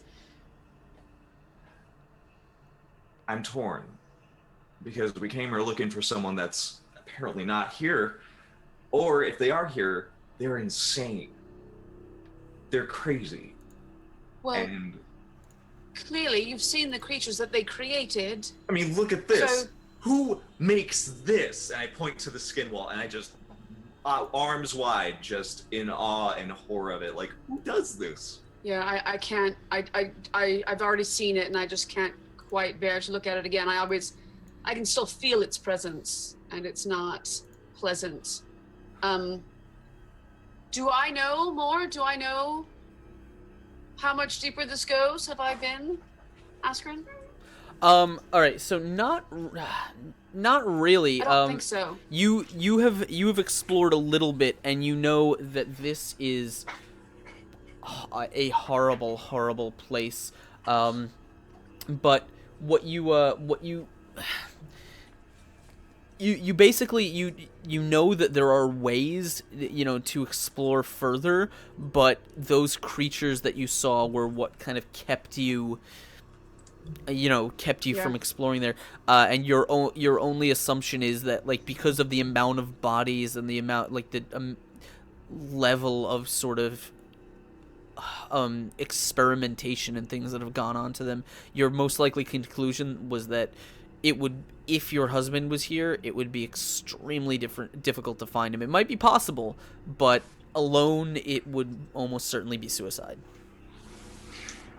Yeah, and I've only seen the mostly the levels where I've seen members of a retinue and ladies in waiting held before what happened. I didn't want to venture too far alone because, as you see, it is a fate worse than death. Just a little. So, I pun understand. intended. I understand. Felix, how are you doing, buddy? Well, Felix has just been trying to focus and hear the heartbeats. Did he hear anything? Yes. So I wanted to, before I did that, I wanted to talk to answer Din's question, because he was searching the chamber. Oh gosh, I'm sorry. The chamber is like you definitely are able to suss out the architecture of this chamber is fairly simple. Again, there's a few pillars that run down the side, and then there's a small section of room past that, and then the large open center section. It looks like in the corner one of the pillars has collapsed, taking a section of wall with it, and that seems to have opened some sort of tunnel which leads underground. As far as you can tell, you're not quite sure where, but you're pretty sure it leads away from here. The only other thing aside from the entrance that you guys came through that you notice is since it doesn't completely cover the entire wall, it appears that this wall in the back, the one that is covered with flesh and skin, is not actually a wall. It appears to be a passageway or a doorway. Jesus Christ. Oh, glorious. But as far as you can tell, it is completely blocked off by this horrible fleshy growth. Well, if there's anything So I is learned this- from playing Silent Hill, yeah, we gotta cut through that curtain and walk through it. Yes, and is this their motion detector alarm? Is this rigged to go off if we cut through it? That he It does starts not know. flapping. This is the same curtain that That Flesh was, Dude it was was made on, of right? his skin. Flesh Yeah, dude. okay. Yeah. Okay, I think Flayed that was the himself alarm off then. I think we already triggered the alarm then. Oh, He was the alarm. Yeah, I think he was the alarm Yep. then. yes, that would make sense. And it looks like we hit the snooze button. All right, I'll can I try cutting through, like at Ghost least cutting a finger hands. doorway through the skin? And what's Felix hearing, by the way? He's Yeah. been sitting down for a long Yeah. while. So as Felix is focusing and like looking, you're just using your blood sense, not your like prescience or anything like that, right? Right. Okay. You kind of every time you exhale, you can kind of follow this like as another pump of blood through the veins and through the mass, and you follow it. There is a large this is a large and fairly thick section of flesh that from what you can tell is maybe 100 or more bodies that have just been somehow just stitched or fused together in this kind of roiling mass. You can almost they almost kind of move and pulse as one, rather than kind of individual hearts, all working separately. Beyond it, you can kind of sense a more faint blood flow, but there is some that lead you to kind of almost echo. You're almost using it like echolocation to kind of paint a picture of what appears to be a chamber beyond that descends downward. And as it descends, you can tell that it is a tunnel, but where it actually goes to, you're not quite sure. Only that basically it descends for a little while, and the last thing you kind of see, you kind of feel, is just one last kind of pulse of blood, and it's almost like your sense is kind of hitting, like almost like it's opening up like a cavern, and you could just feel it kind of the blood spreading outwards. Ooh. Can I sense what kind of blood? Pure, tainted? That It's can't be there's pure. definitely corruption in there. Probably, It yeah, can't be- probably not. Kind of Be a assumed, waste but- of Not your pure blood. average smoothie. Yeah. And so I sense like a lot of that down there, like a pool of it, kind of. There is a kind of, like, so in your sense, pure blood is fairly warm and like it just sort of radiates this warmth, whereas corrupted blood just kind of almost bubbles or sizzles. You almost sense this sort of just dark, like almost as if in your the image is forming your mind, almost as if the blood is turning from like red to black. All right. Oh, there's something else in here. It's not good, to say the least. Yeah, a lot here is not good, Felix. Well, what lies beyond that curtain of flesh is only more of the same, if not worse. Well, right now we seem to be split.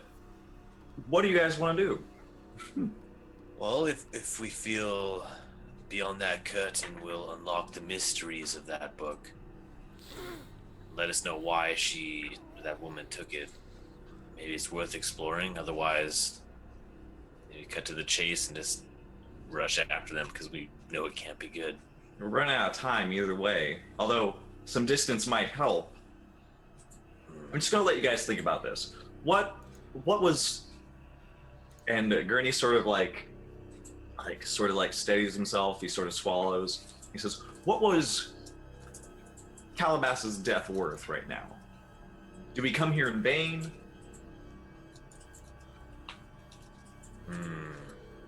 Or are we going to try to get something out of this?" Well, as much as... Sorry, I'm not doing this in the voice of Ulrich, but... That's fine.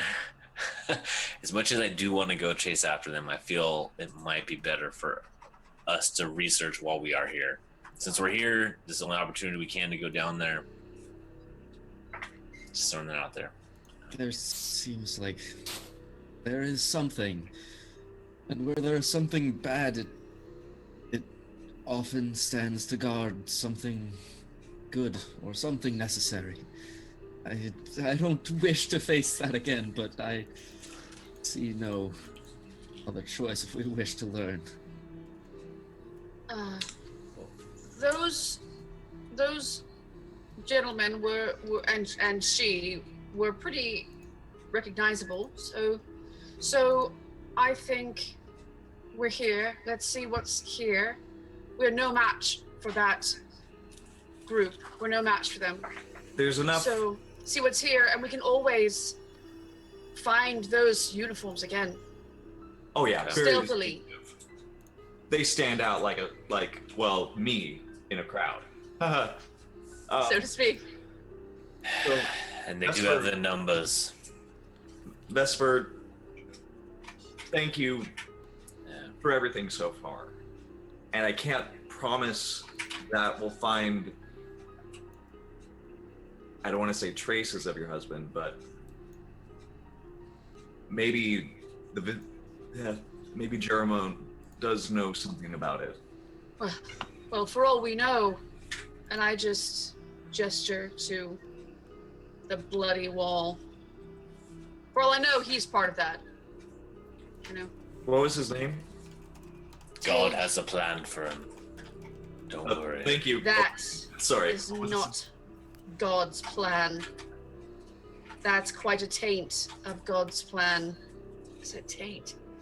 But Well, God has a plan for him. So don't worry. Rest in peace. Certainly. In the meantime, go at it. Have fun. Smash it. Let's go. Ooh, you're giving Ulrich the okay to smash it? I mean, if everybody's for going forward, let's do it. I'll help with my saw if you want. You want me to soften it up we'll first? see. Yeah, we'll see. It's made for cutting through flesh. Nice. Yeah. Can I waste it a little bit and where he's gonna cut and help him? I'll punch a hole. Felix, you saw open the doorway. Is this our version of fighting a door? Yes. Fuck up this door, guys. Yeah. It's bleeding on me. We Yeah, haven't the been able to kick future. any doors in really so far, so. Yeah. Alright, so what are you guys trying to do? I think Try I and smashed a break door down the door. once. I guess me and Vesper are going to use our entropy to sort of corrode it, make it softer for... Corrode the spots that he's been cutting. Yeah. Okay. We're the demolition crew.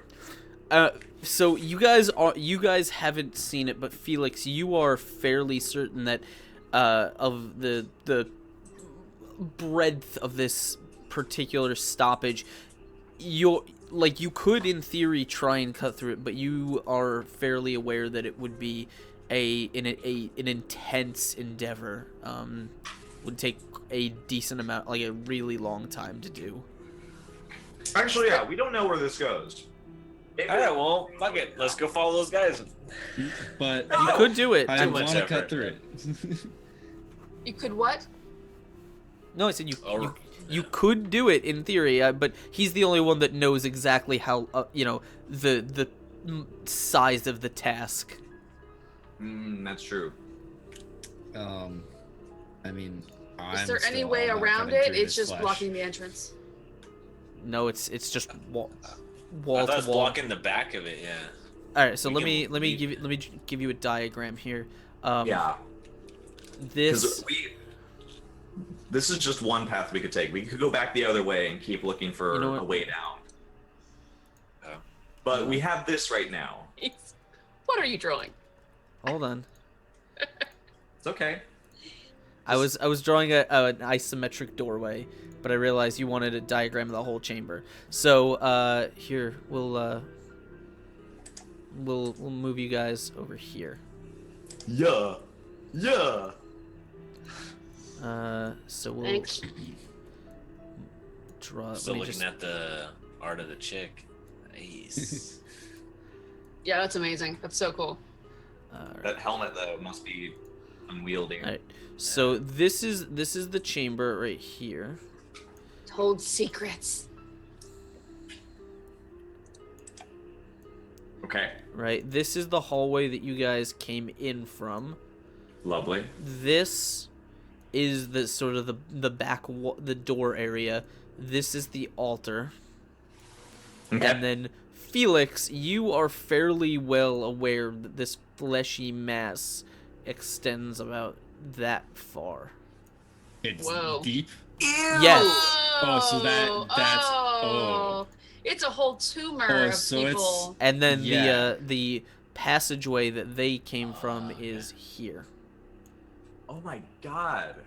so And then you it's have just pillar, It's real thick. Pillar. This. Oh, yeah. This is the thing. That's for, the thing. That's Okay, the so, thing in hold the on. inside game. And it's What's- completely solid. It's a solid mass of flesh. That's yeah. Akira back there. Oh. I don't think we can surgically remove this. Yeah, I think this yeah. is something that we just have Yeah. to handle. That I seems thought like it was an a entropic thing. two-dimensional. Yeah, I thought that was like a two-dimensional.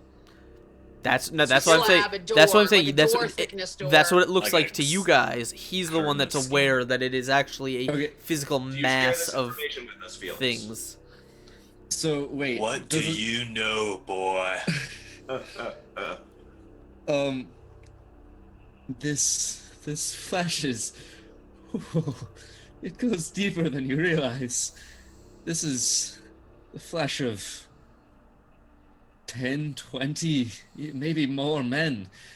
It My goes deep God. down a passage. It would not be easy to get through just by cutting, to say the least. Not even with this. And then, Ulrich looks at his great sword.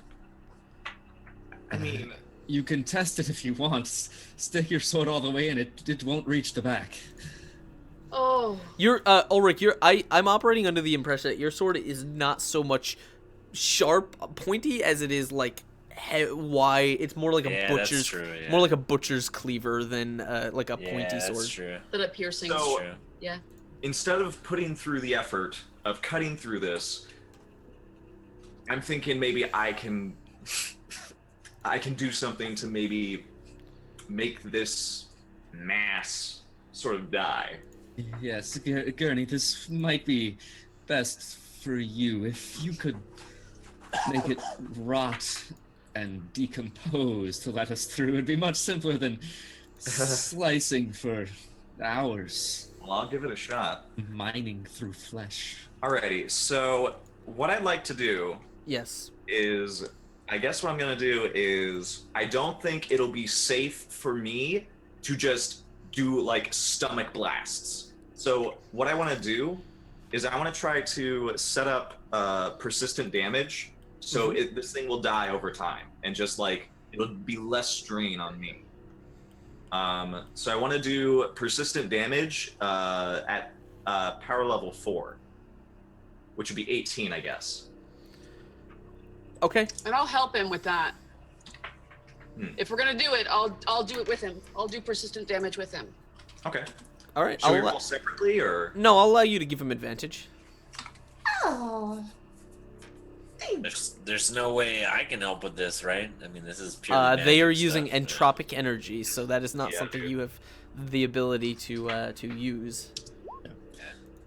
Okay, so I'm just gonna go ahead and roll this, Okay. and we'll hope for the best. I'm doing 2d20 because I technically have advantage from her help. Okay, here we go. Oh, explosion with the d6. Yeah. Nice. Ah, So that is a that's total of Implosion. 22. 22. Okay, so what's the damage? The damage with persistent would probably be, since it's level 4, and I need to look this up and make it would be 1d6 per round, For how long? as long as I sustain it. Okay. Oh wait, 3 minutes. Wait, no. Fail times 3 equals 1 minute. Oh wait. It has the chance to resist, I think, every turn. I guess it does. It would have to. It's technically against its toughness, Okay. and the resist ends times how many it fails, and that equals how many minutes it lasts. I guess so. Whatever its toughness is, and we would subtract its toughness minus my 22, and that'll be how many minutes this lasts. Okay. Cool.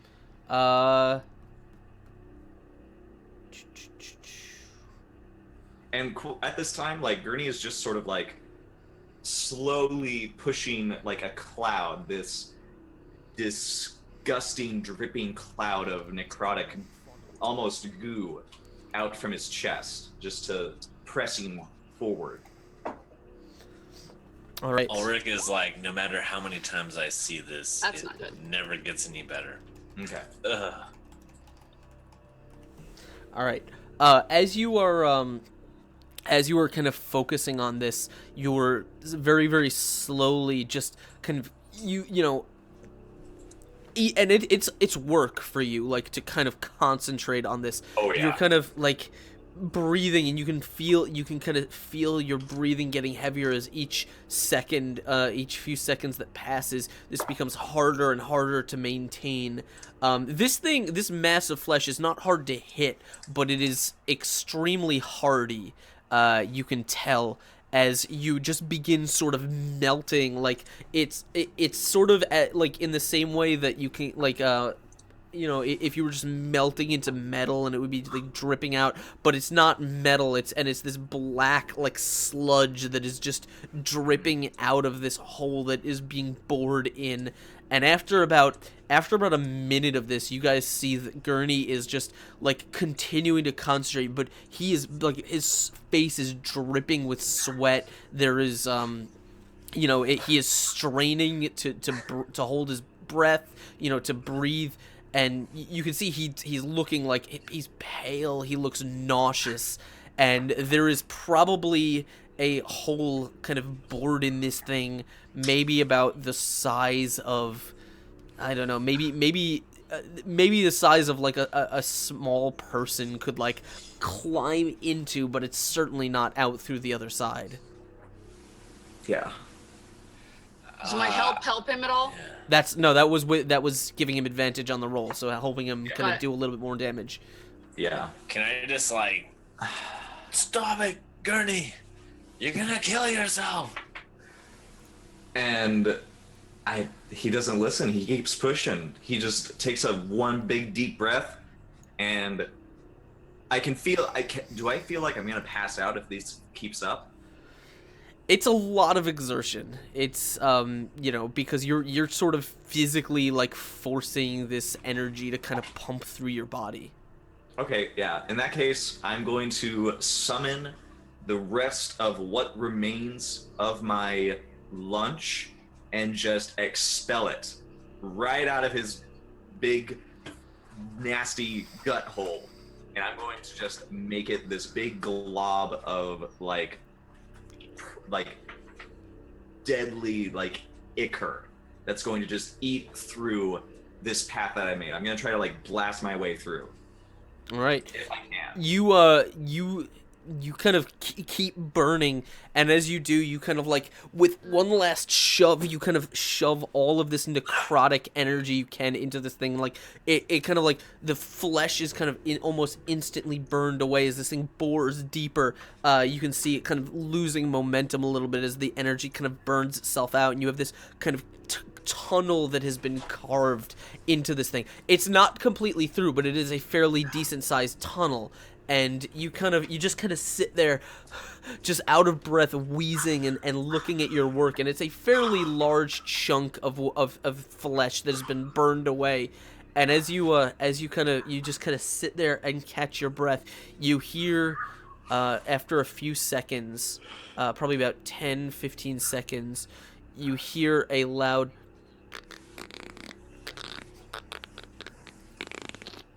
and you look, and at the back of this hole, you see kind of like blood is kind of dripping over the surface of this kind of blackened, just burned away necrotic hole, and you see like little bits of flesh just begin like,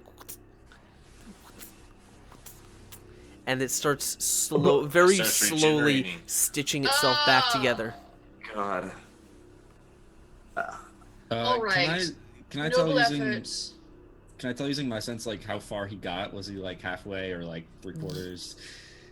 Probably about Hold halfway. on. Oh, God. I think God has given me divine sight. Are you kidding me? What if the book that was stolen contains the mystery on how to get past this wall of flesh? I don't think a whole book would be written on this. I mean, Yeah, I do think it. I think you're partly right. I think that was a recipe book of sorts, ew. a people grimoire of book. sorts, mayhap. But I do think that even if you did blast a hole, clearly what we're seeing is that we might get trapped inside if we tried to pass through. Son of a bitch.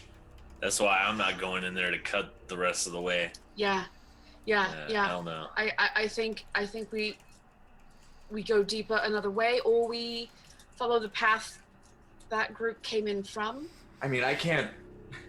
I'd love to just take this whole thing apart, but guys, we know you will. I'm running You're off trying. here. We're trying. I'm running on Noble effort. Noble effort. That's what and you're we saying tried, as you're but- like passed out delirious on the Oh floor. yeah, like the Yeah. Oh, I got through it. yeah, That's that's how you exactly how tried. it is right now. He's Calm down. yourself, Gurney. He's down, Ripley. He's down. Yeah. Like he can barely stand after all that. Stop trying to. Oh goodness. You tried, and it was noble effort. That was immense. But save your magic. I don't The know. things Lynch we can speaks the help with. truth.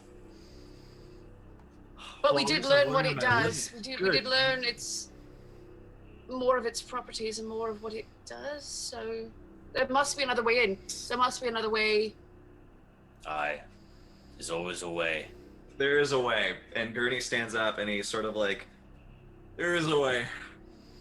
I'll tackle Hold him. up If the he's lantern. gonna start trying to The charge up again, lantern. I'll Ooh. just Hold run up up the and. lantern. Oh shit. That. Oh, Gurney. Now listen.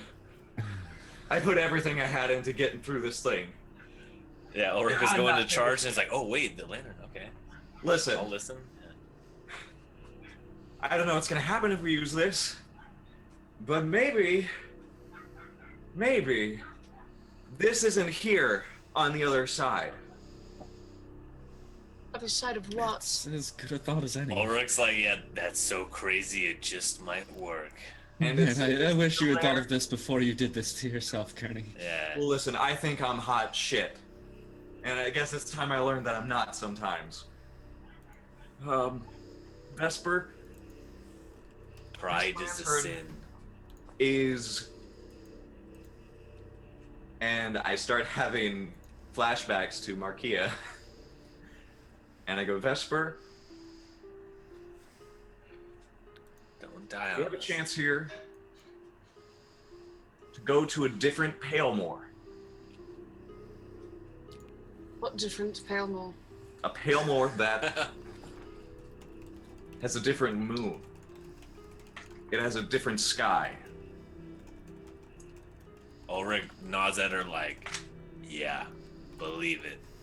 How will a different moon and a different sky help us now? Because it might have a different passageway that doesn't have disgusting, bloody gunks of flesh inside this passageway, and we need to find Jeremiah.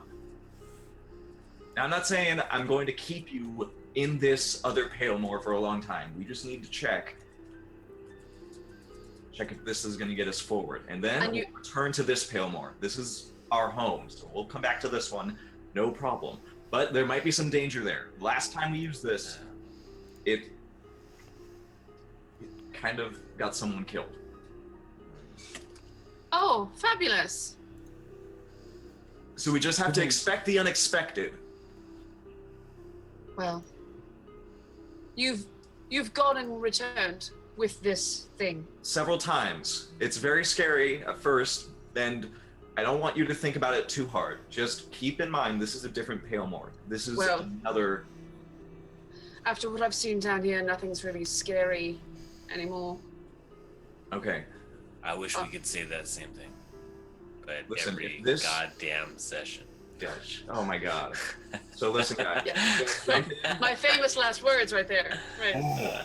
All right, we're gonna... Are we all for this? Felix? She said naively.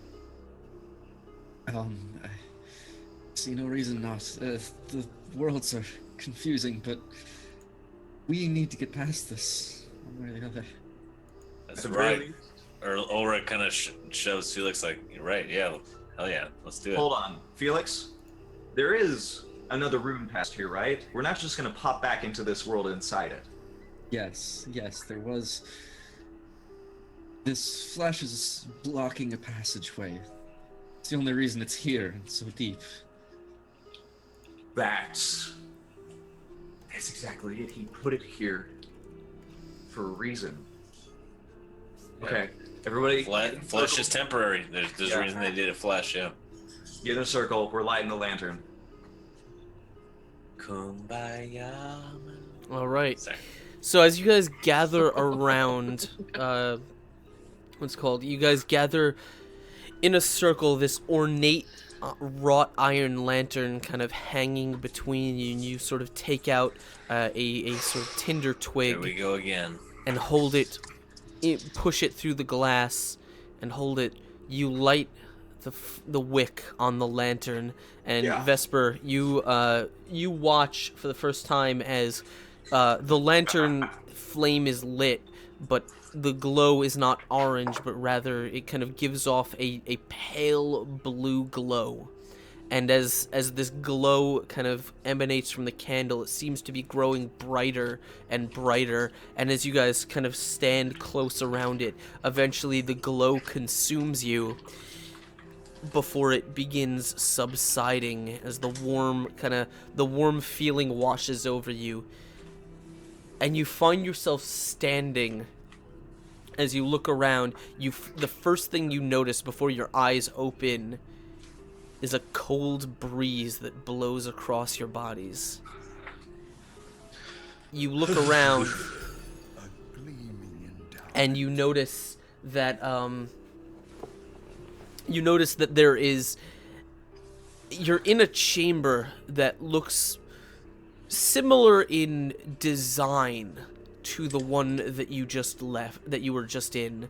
It seems to be a large kind of church structure, but there is no ceiling. There is no ground above you. There is open sky. There is a thick, heavy, clouded sky, and in it a full red moon. You can see that above you, like, there's the roof appears to have been torn away at some point or crumbled. You're not really sure exactly how. The tiles beneath your feet are cracked and broken. You look, and once again there's a kind of a large mound of just gray dirt that is covering a large section of the back of the room, kind of obscuring any detail that might have been there. All right, success. We've transitioned. And you guys, as you guys kind of look around this place and kind of gain your bearings, or attempt to, you it is different, but you feel like for the moment it's almost sort of what to kind of expect here. This place is changed, and it will be hostile, but you feel sort of resolve well up within you, and you each will have inspiration given to you. Thanks, Gurney. That's all because of you, bro. Oh, you think it's because of me? I heard what happened. Nice, hell yeah. Hell yeah. Lighting the torch, though. That was good. That was a good idea. Alrighty. Lantern. And so the tunnel is now blocked off by a bunch of dirt? Or it's just No, right there, no, it's you tunnel? look. You actually look, and there is no tunnel in front of you, but there is, in fact, a large statue in its place. It is a statue of a woman, very, very tall, dressed in, or decked in draping cloth. She has one hand that's kind of raised in a very gentle motion. However, her form seems to end at the shoulders as she does have a head, but the face of the statue has either been worn away or scratched off. And none of us recognize any other symbols, cues about the statue. It is... From the gesture alone, probably not. Yeah, okay. It is... you've seen similar statues, though this one seems to be a lot more poignant. It is definitely symbolizing something, though exactly what is hard to tell, mostly because of the face being gone. It could be one of a lot of things. However, you do roll me a perception check, everyone. No! And I just want to make a note too. Didn't the hot chick that took the book have something covering part of her face? She did, and it's also you are fairly well aware, at least in Hey! with the nat 20. Get exploded, baby. ED 20s in chat. All right. Seriously? Okay. Yeah, you Gurney, you almost instantly notice, while everyone's kind of looking up at this statue, you kind of notice the other hand is, you can't see it on my camera, but is lowered and is almost in a kind of a gesture sort of like this towards the ground. And however, there is something sort of wrapped around it, and you notice that there appears to be almost like coming out of the cloth that is covering her arm, there appears to be almost like a tendril or something wrapping around her hand and pointing towards the ground. Oh, sick. You also notice that her feet, at her feet, these what appear to be small creatures, vaguely humanoid in design, but their faces not human or not really discernible in any real way, seem to be gathered around her feet. Like her children? They don't look like children, but they could. I mean, it's possible. That's your conclusion to draw. Are they like hands up in worship or sort of reeling away from her? They're in a variety of poses. Some of them appear to be crawling. Some of them appear to be clinging to her. Some of them appear to be on their backs. Some of them appear to be climbing over one another. One of them, varying poses of agony. It's your conclusion to draw. One of them at her feet seems to be holding what appears to be a scroll. A what? A scroll. Now, is it a stone scroll? Yes, Glad it is. It wasn't a squirrel. No, it is part of the statue. Squirrel. Dang it. Can I climb up there? If you'd like to. Yeah, do Can it. we read it? I run. Oh, it's a real scroll. Okay, yeah. It is stone. It is rolled up. It is like a paper, rolled up paper. Oh, never mind. Okay. This statue is in the direction of the flesh tunnel, right? Pretty much exactly where it would have been, yeah. Like Alrighty. past the flesh tunnel at the end of it, that's where it would have been. No. Okay. It's like right where the doorway would be. The dude kind of was? Pretty much, yeah. No, it's Okay. So it's in the opposite direction. Okay, then. Of what? Okay. Of the flesh tunnel. No. So, all right. So if you look at this green map, the statue is right. I'm gonna draw it in red. Is basically right here. We need like an overlay of the different dimensions. Yeah, the statue's right there. Okay. I sort of hands open wide, says, okay. She's creepy, guys. She's really creepy. Yeah, see the arm there? Oh, it's wonderfully made. Does the scratched out face look like vandalism, by the way? Or was it intentional? It's hard to tell. It could easily be. In the other world, there was a button in the altar that revealed the book. Perhaps there's something similar here. That's a good point. Brilliant idea. That's actually a good point. If you want to take a look, by all means. I mean, yes, I go up to the altar and try and press the place where the woman You faces actually, away. as you turn around and look at this altar, you realize the altar itself is different also. Whereas it was mostly just a flat altar with some decoration on the sides that lifted up to reveal this arc thing. This altar is flat like a table. However, at both ends there appear to be two stone figures. One of them appears to be holding some sort of device. It's the best way I can describe it is a very large hypodermic needle, but it's not exactly that. Oh, no. The other person appears to be he appears to be wearing, like, if you imagine a turban that covered the entire head.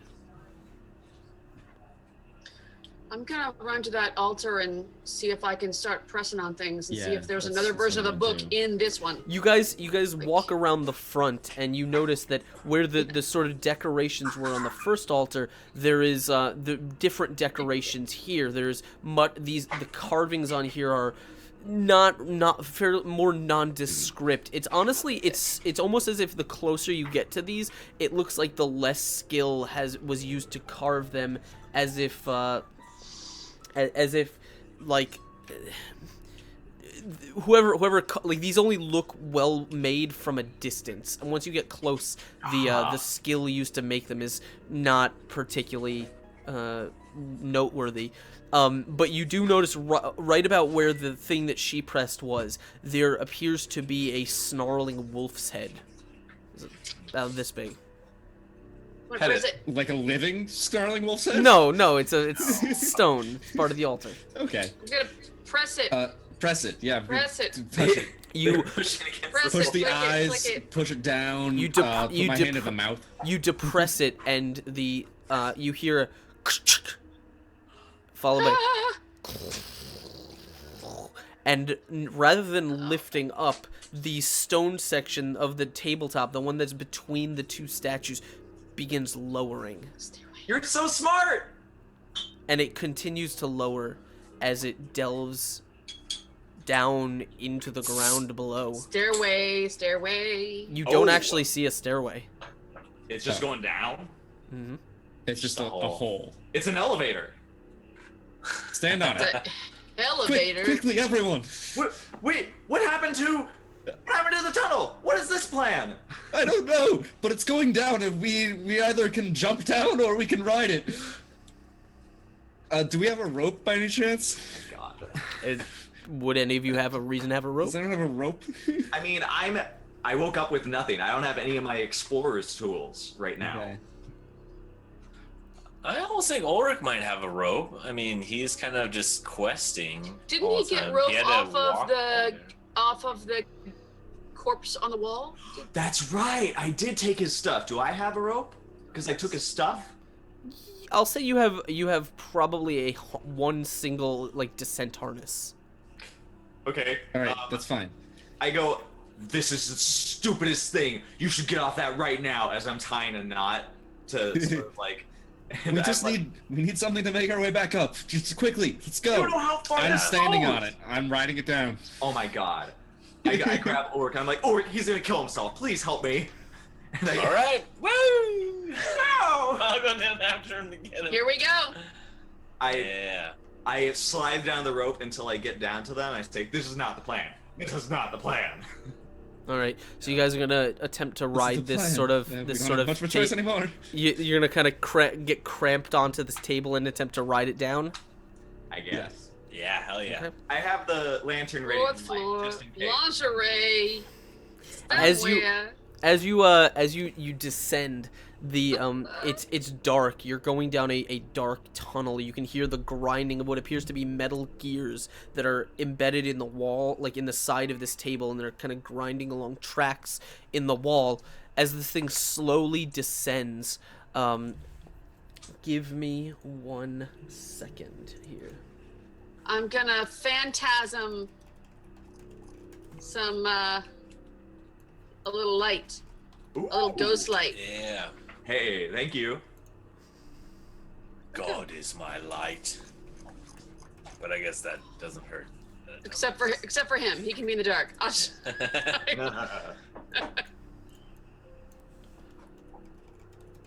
Yeah, just cast darkness on Ulrich. Light for everyone else. Shaking my head at you two. It's So too Vesper, I thought so highly of you. Well, we're here. Yeah, we're here, aren't we? Does this go far enough down so that the rope is? You can thank your lantern. Hold on. Give me 1 second, because I'm trying to As a group decision, Vesper, you agreed to it. Lighting the I'm lantern. in. Have a light. I'm in. I'm not in. Also, is it just me, or does it seem like every time we come back to this place, it's more destroyed than the last? But here's the thing. Okay, Vesper, we've been actually on the streets of this other Paramore. It's actually pretty nice. There's monsters around, but there's like actual people you can talk to. Yeah. And Well, how do we know which one is Comparing real? oh, that's just easy. It's It's the other one. yeah, it's It's the other always one. the other one. It's the other one. This isn't. This is. The other- This, you just have to keep track of when we use the lantern, okay? All right. And luckily for us, Gurney's keeping good track of that. Oh yeah. Right now, there's the Palemore that we go to when we dream, and then there's the Palemore that we go to when we use the lantern, and then there's the Palemore that we come from.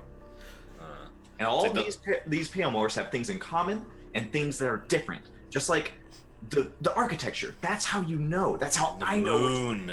Because I know the Palemore I come from. I know it to the T. And this one And the moon? doesn't compare. So trust me, just ask me, I'll let you know, okay? You've seen it. It writhes red. Yeah, it's kind of impressive, to be honest. I'll make a note. All right. So as you guys make your way down in this elevator, eventually it kind of grinds to a halt, and you find yourself in a dark chamber. There's no light down here, so you can't really see anything around you. However, you do turn your heads and see there is a glow coming from probably about over there, and it is illuminated. It's a decent distance away, but it is almost certainly the glow of natural light. Moonlight? Mm-hmm. Can I use my phantasm light to kind of see the chamber? Yeah, as you kind of, exhale and your body sort of, becomes kind of sort of ghostly, the chamber sort of illuminates this pale blue, and you're in what appears to be what appears to be a very old, very forgotten construction, a chamber that, broken tiles and roots have grown down through the walls. You are definitely underground, though where exactly in Palemore you are not sure. Gurney, you are trying, as soon as you stop here and you kind of look and you see the light from outside, you're trying to place where this could be, because you know vaguely where you went underground for the to get into the temple, but you've now gone farther underground and you have no idea where this is. This is as far as you're aware, this is very way lower than the level of the city. You see Gurney sort of have this moment of horror on his face, and his mouth just opens. And he looks at Felix and says, "You son of a bitch, why did you take us down here?" I'm sorry, but there was only one way down. Unanimous You can go back up. decision. You have Felix, this is the church. This was the church. And they had a secret elevator that goes down. This is down. This is deep down. Do you know what's down here? Do you know what they find down here? Oi, and what do they find down here, Felix? He already I'm knows. taking Gurney's side on this. He already knows. Everybody knows. They found... I guess... They found something. And I know. Just like... Do I know? Gurney's just, like, chastising you at this point. Yeah. Intervention on sorry, Felix. I'm sorry. Do you need clarification, or are you? I'm going to clarify. Am I correct in saying that the church, obviously, from the academic standpoint, because Gurney's totally in the academy side on this, he thinks that the church found the blood somewhere deep underground under all of the old Palemores. Felix, you were, it sounds like he's talking about the angels. Yeah. They say it comes from the angels, but where did the angels come from, Felix? Listen, I do not know where the angels come from. I only have my faith in God. Answer the questions, Felix. If the angels are down here, then I see no problem with seeking them out. If they are the messengers of God, then we want their favor. They would be the ones to go to for answers in this. So they are time down of, here. If they're down, I don't know. No. Okay. Let's guess for a moment. And I'm walking towards the light as I speak this to them. Okay. I'm leaving you guys behind. I'm going towards the light. Say, I'll follow up the rear. I'm gonna be like, keep walking, Felix. Okay. Felix, let's assume this other Paramore has a similar history of the blood. Comes from the angels. Right. And then it went away. The blood Okay. stopped. Yes, the light was snuffed out in some way. It stopped. Shouldn't just stop corrupted. Aye? Well, it was, but it Well- wasn't pure blood. That wasn't. It was different. It was They different. found if they found angels underground, did they bleed them dry? That's what I'm thinking. If the blood And- run out, If they bled them dry, what are they replacing the blood with? And I try to like round the corner as quick as I can just to like see where this goes. Okay. yeah. As you step out of this dark kind of overgrown tunnel, you are you're not down in where the catacombs where you seem to believe you might be or should be. You are, however, standing outside, and you are kind of standing on a hill, looking down into what appears to be a small valley, and taking up the grand majority of this valley appears to be more buildings. Rather, these buildings are have a slightly older, slightly more gothic architecture style than a lot of modern Palemore. There is a lot less wood involved in the construction. The roofs are just large steepled spires that kind of have those buttresses coming off of them. You could see stone streets overgrown with weeds and roots. You can see the stone railings and stuff. You can see the flickering torchlight as people seem to be moving here and there throughout this place. But this is a village, a place somewhere within Palemore, but you've never seen it before. Gertie is just standing awestruck. They're all I alive. do not know this place. I thought we were deeper. This is... I don't know where we are. Do we see the moonlight above as well? Yes, the clouds kind of roil a sort of a purplish, a greenish, green and purple, and the moon is just heavy and red, like just the same as it was the last time you were here. You can see the there appears to be almost for the first time that you've actually seen it, Gurney, be almost beyond some of these buildings and stuff. You can actually see trees. That's crazy. Does any of this look familiar to me? Oh God, no. No, you've never been here. Have we seen trees before? Not in Palemore. There may have been like small sections of green gardens or trees dotted here or there throughout the city, but not like naturally growing. And we see in the distance a forest. You're not sure if it's a forest. There are definitely trees. I don't believe it. Yeah. This other Palemore isn't. It hasn't expanded. I guess. An earlier Palemore? Is it?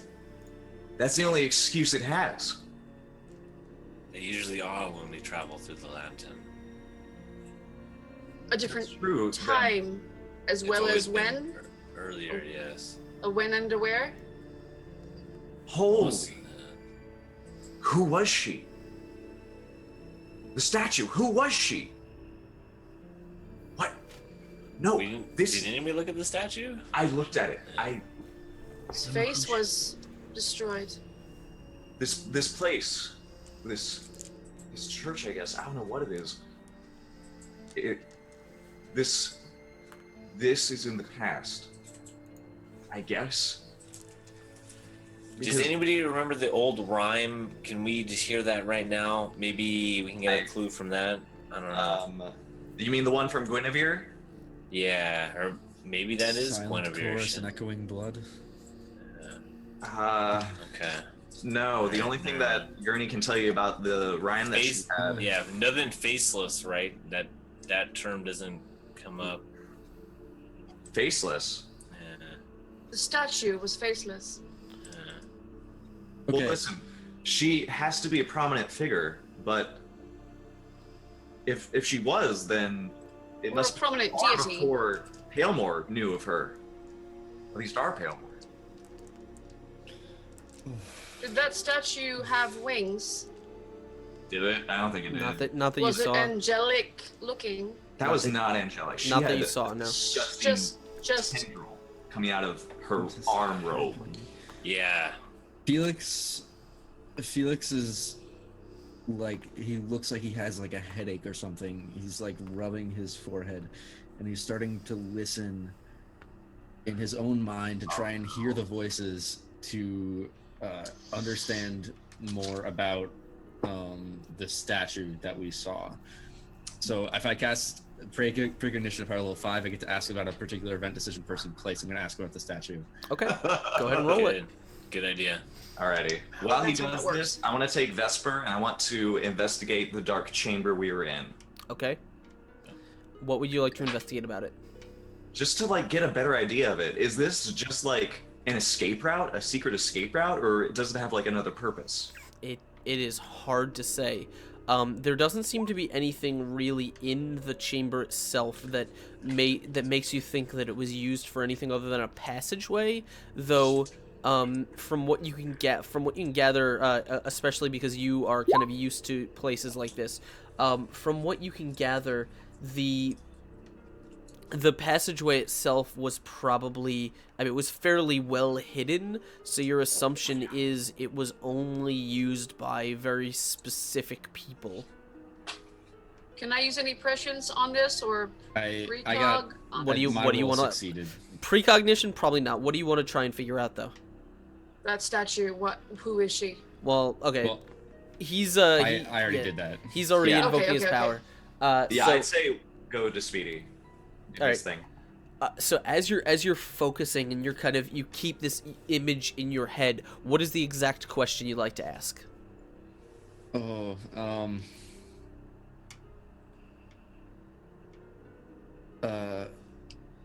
I guess, why is this statue here?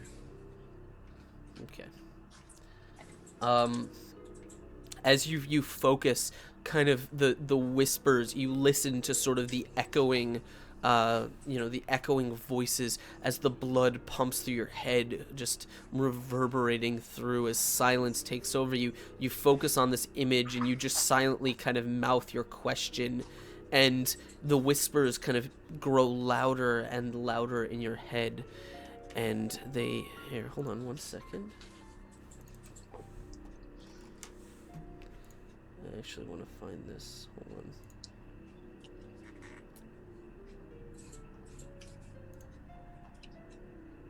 That's a question for the match game. Oh, silly. We've all asked that one. Ask again later. Right. Oh, I need to know now. Answer seems murky. oh boy. And so as you are listening to the whispers, they form into words that say. Actually, let me formulate my response here. Ooh, suspense. Hold on. Oh my God. You are gay. Yes.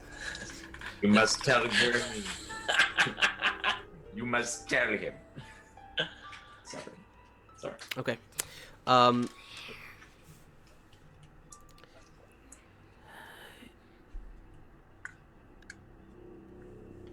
Before two brothers divided, one angel, one mother, one dream. What? Only Felix heard that? Mm-hmm. Damn. As Felix hears this, he repeats it out loud, just Okay. word for word, because he wouldn't remember how to describe that otherwise. Also, I do what you want, but like, I just want to say, it does say provide a meaningful, not vague Oh, okay. response. I will then. You know what? Then I'll send the rest to you. Okay. I'll send because the rest will come probably as imagery rather than actual words. Okay. Here, hold on. So continue on. What do you guys want to do while he's doing that? Well, listen. I'm glad we had this little expedition, but we came here with an express purpose. This is mind-boggling, but I want to go back up. We have a job to do in the other Palemore, and we don't have answers in this one. Yeah, there was no hints to what was in that book, any sign of books at all, right? No, Like, we didn't get anything. Okay. Right now, we just found. Well, that's why I wanted to look in this room with you to see if there was any kind of a book, a stash, and anything in this room. From what I understand, this was very rarely used and only for express purposes, possibly just as an alternate route of leaving, I guess. That's a pretty complicated route to leave. But again, this is another Palemore Vesper. We don't know the people who use this. Maybe an escape route to leave with that book. Not only that, I don't know. they didn't get to use it. This place is destroyed. It's probably too old. Nobody's been here probably for a long time, maybe. But I thought you said this was before, Yeah. so it hasn't happened yet. Yes? Vesper, I can tell you, even without the lantern, there are several Palemores below this one and the one we came from. This is not the first, and it's not the last. Is it different every time you use the lantern? That's a question. I wish we could tell you an answer wish on I could that, tell yeah. you. Only God knows that, child. It's the same sky. It's the same moon. So yeah, it's the same. The voices, they've said something to me. I can't. And out. I'm ready to write. Here we go again. Ulrich just shoves his sword down. The Just like, all right. statue, the church. There were people who prayed here, 2 people, and a mother some kind of mother. And there were surgeries. I don't fully understand, but this is ritual surgeries and darkness. That I don't know sounds- how long it was going on for, but something happened. The darkness took over, and any knowledge was lost to it. The rest is unclear. I can't say. What if that book was the lost knowledge? Book's gone Any now. chance it was written down? I have a feeling. All I have a see is the feeling. Yes. darkness. Did you see a book at all? Did they tell you about a book? There was no mention of a book. There was knowledge, but just the idea, not a physical thing. It could be a person, it could be a book. It There's could all be that the place itself. She must. It has to relate to her. It has to be the book. Knowledge moment. and Listen, books, listen, listen. same thing. Maybe that book Very does have phenomenal. answers to what happened here and what this is.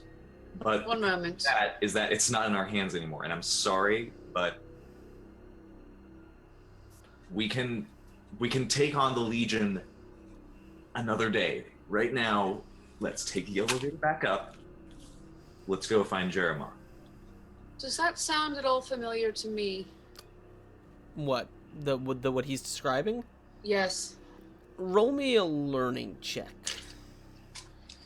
Because of what? Because of what? Because of what? Because of what? Because of what? Yes, exactly. I'll also just Oh roll my God! I have for- the Whedons, man. Sorry. Mm-mm. It's okay. It's okay. I just mean because of my history. She starts screaming Banshee. Just because. Yeah, it's It just snaps back to Banshee mode. yeah, it's unclear. You yourself were not really heavily involved with inner church dealings, and that sounds like something hidden away. That sounds like something that wasn't exactly public knowledge, so probably far away from any experience you have. Mr. Askren, Yes. may I look at the parcel that we were supposed to give Queen Margot Larlo? Okay. Yeah. Sure. All right, what does it look like in this world? Because we opened it. And I'm gonna reach in my pocket. Do I have the card, the tarot card? Yes, you still have it. Yeah. Okay. Put that away. Put that away. You open this package, and Again. you kind of look inside, and there is. I'm trying to remember. The package contained a blood transfusion kit as well as a vial of blood. Oh yeah. As you open it once again, the vial seems to contain some, but not as much blood as it once had. However, the glass is cracked. Oh no, we were not gentle with it. Felix, can you sniff this? What kind of blood is this? Mm-hmm. You already inspected this, I believe. Is the crack seem from like was Gurney? He wasn't like bumping into any stuff, right? Like the crack in the glass isn't from him more You so want- you than wanna- just the you wanna inspect The transfer. world. You want to inspect it? Don't put the blame on me. So the vial, That's the reason- vial That's what I'm inside. saying. I don't think it was you Alright, breaking it. I think so it was The vial the itself is transfer of the world. the vial itself is held. If you open this package, it's kind of got these like, in sort of like alchemy kits and stuff, how it has those little things that you can slide the bottles into, so they're sort of held in Yeah, place. okay. It's got one of Yeah. those things. Okay, but it's cracked inside one of those. Yes. Well, that looks familiar to me. Wait, familiar? What do you mean familiar? Actually, this is a package that Lord Simon gave to the Queen. That's probably why it does look familiar to her. Yes, I know. Queen Morgul had quite a penchant and quite a fervent preoccupation with the blood, and I don't want to speak ill of the dead. I don't. Speak ill. An addiction. The dead can hear you. An addiction. I think she was she had a consuming need for it. She wanted more. Queen's not dead as far as you know. Oh. Ooh. That's why I didn't finish the phrase. Yeah, I was gonna say like, I was just Sure. correcting a possible No. misconception. Yeah. She's Relationship. dead don't to know. me. There, that's what you're gonna say. Yes, she is dead to me now. So After all that she has fucking dead done. to me. I'm Like she's so done with her. dead. Okay. Okay. I'm not gonna be burned anymore. Right. She can't eat with us anymore. You can't sit with us. Sorry. So that does look like something that she would use frequently. Frequently? Frequently, I think. Well, look, it's running out. Should we? It's dripping out. I don't have anything else to put this in except one of us, if you want. If someone does need it, I would say One better of you us. than her. Why Do you don't have become the one blood of in- us? I've got a syringe. Wait, I could. Let's That's inject her. do you have the pure blood inside you? You've got to try it. All the cool party members are doing it. You're asking Vesper if she has the pure blood? Yes. I Like don't- I'm asking. She has no I'm asking pure Felix blood in her. yourself. She has no blood at all. Just no blood. It's wasted on me now. I could use a top off if we're throwing around pure blood. Just saying. Okay, well, listen. This stuff is like this is gold. This is the most lucrative piece of whatever we have in our possession. We can either use it right now or somehow try to stop it from leaking out. We don't have anything else to put it in? Check. Do we? Is there anything? Actually, I swear to God, I did tell Calabas, like Dr. Calabas, to bring extra empty bottles because we recovered them, but they were on him. So no. Okay, so I remember being like, oh, actually, those bottles are coming. So I'm gonna ask like Felix vials? if he has like That's- an extra syringe or something like that. I do. I have syringes. Yes. All right. Start sucking this stuff up. Suck out the poison. Starts drinking it. No, not like No. that. No, yeah, no. We're all watching very carefully. He pulls Yeah. out No. a silly straw. He'll take a syringe and Silly his straw. hands are like shaking as he gets close, and then the second the needle goes up to it, it's just Great. completely still as he Okay. sucks Um, blood. It's like a So- surgeon. So as you're doing this, are you guys are still in this little kind of hallway chamber, or are you going outside at any point? Are we You've going already outside? Do we kind want to explore this. you've right already now? kind of gone outside, but you're sort of sitting at the top of the of a hill, and there's like a pathway that kind of leads down along the side of the hill down into the village below. Okay. Yeah. We should Might be probably answers in the rest. village. Maybe we should Rest. try to take a rest in this village because I don't know about you guys, but I'm dying inside, literally from what I just did, and it turned out to be of no use to us. So I'm tired of showing off. Can we take a nap or something? Yeah, I could. Ulrich's like, I'm not injured, but yeah, I could take a nap. You're old. You need a Yeah, nap. that's why he's You're like, he's both falling going asleep battle on his trance. We're sword. fatigued. Yeah. You guys Uh, Might collect. there be a tavern? You Freaking don't know? older than usual. Oh, I haven't been in a tavern for forever. You guys collect yourselves and descend down this kind of stone pathway down into the kind of the broken and overgrown village below, as you eventually descend down through the gates into the kind of cobblestone walkway, the roots and plants growing over the through the stones and on the streets. Oh, wow. And as you kind of step below, step down onto the street, you see kind of a breeze picks up and blows the foliage, and you notice these these many flowers just seem to sort of open up before you. These very small kind of white flowers.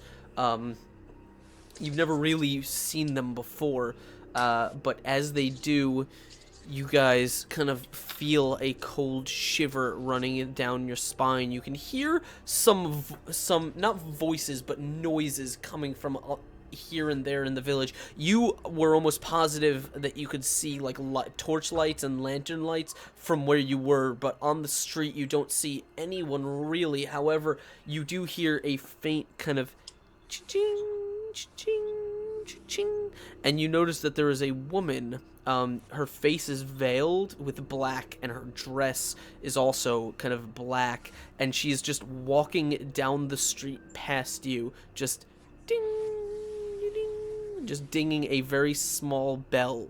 She does not seem to take any notice of you. She just continues walking past. Does she seem like me? It's hard to tell. You can't really see her face, only her kind of pale, kind of bony hand. Can I sense her blood? Yes, you can attempt to kind of calm yourself and listen. And as you do, you sort of exhale, and the world quiets around you, and you listen for the pulse. However, before you are able to sort of focus on that, there is another sort of sound that catches your attention. As you are listening, you hear a strange kind of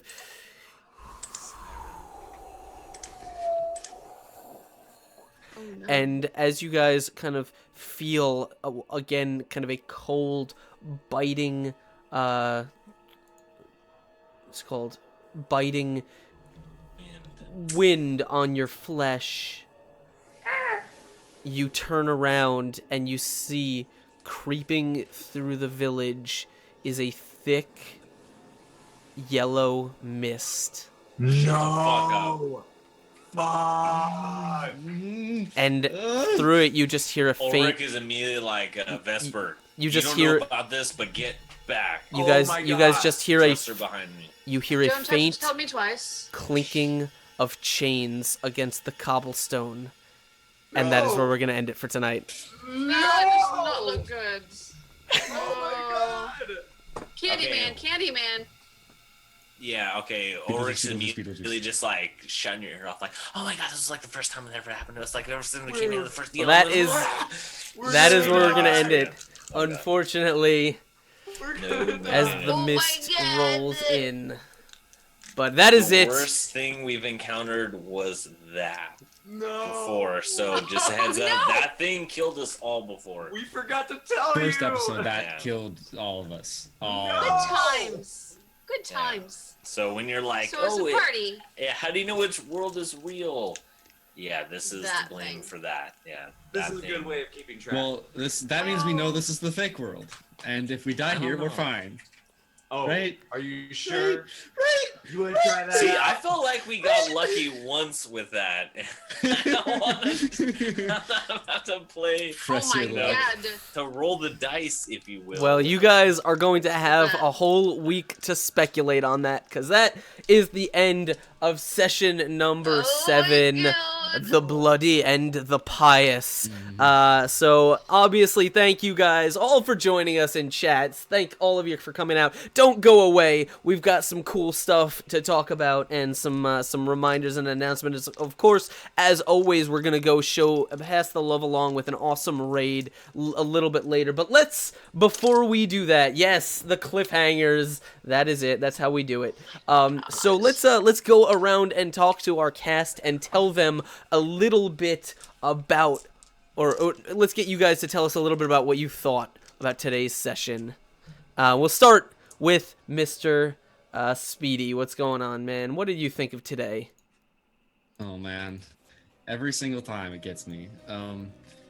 I thought today's was really interesting because there's a lot of new things introduced that we weren't aware of before. Don't know who those people were that we met. There was an entire wall of flesh that we tried to dig through.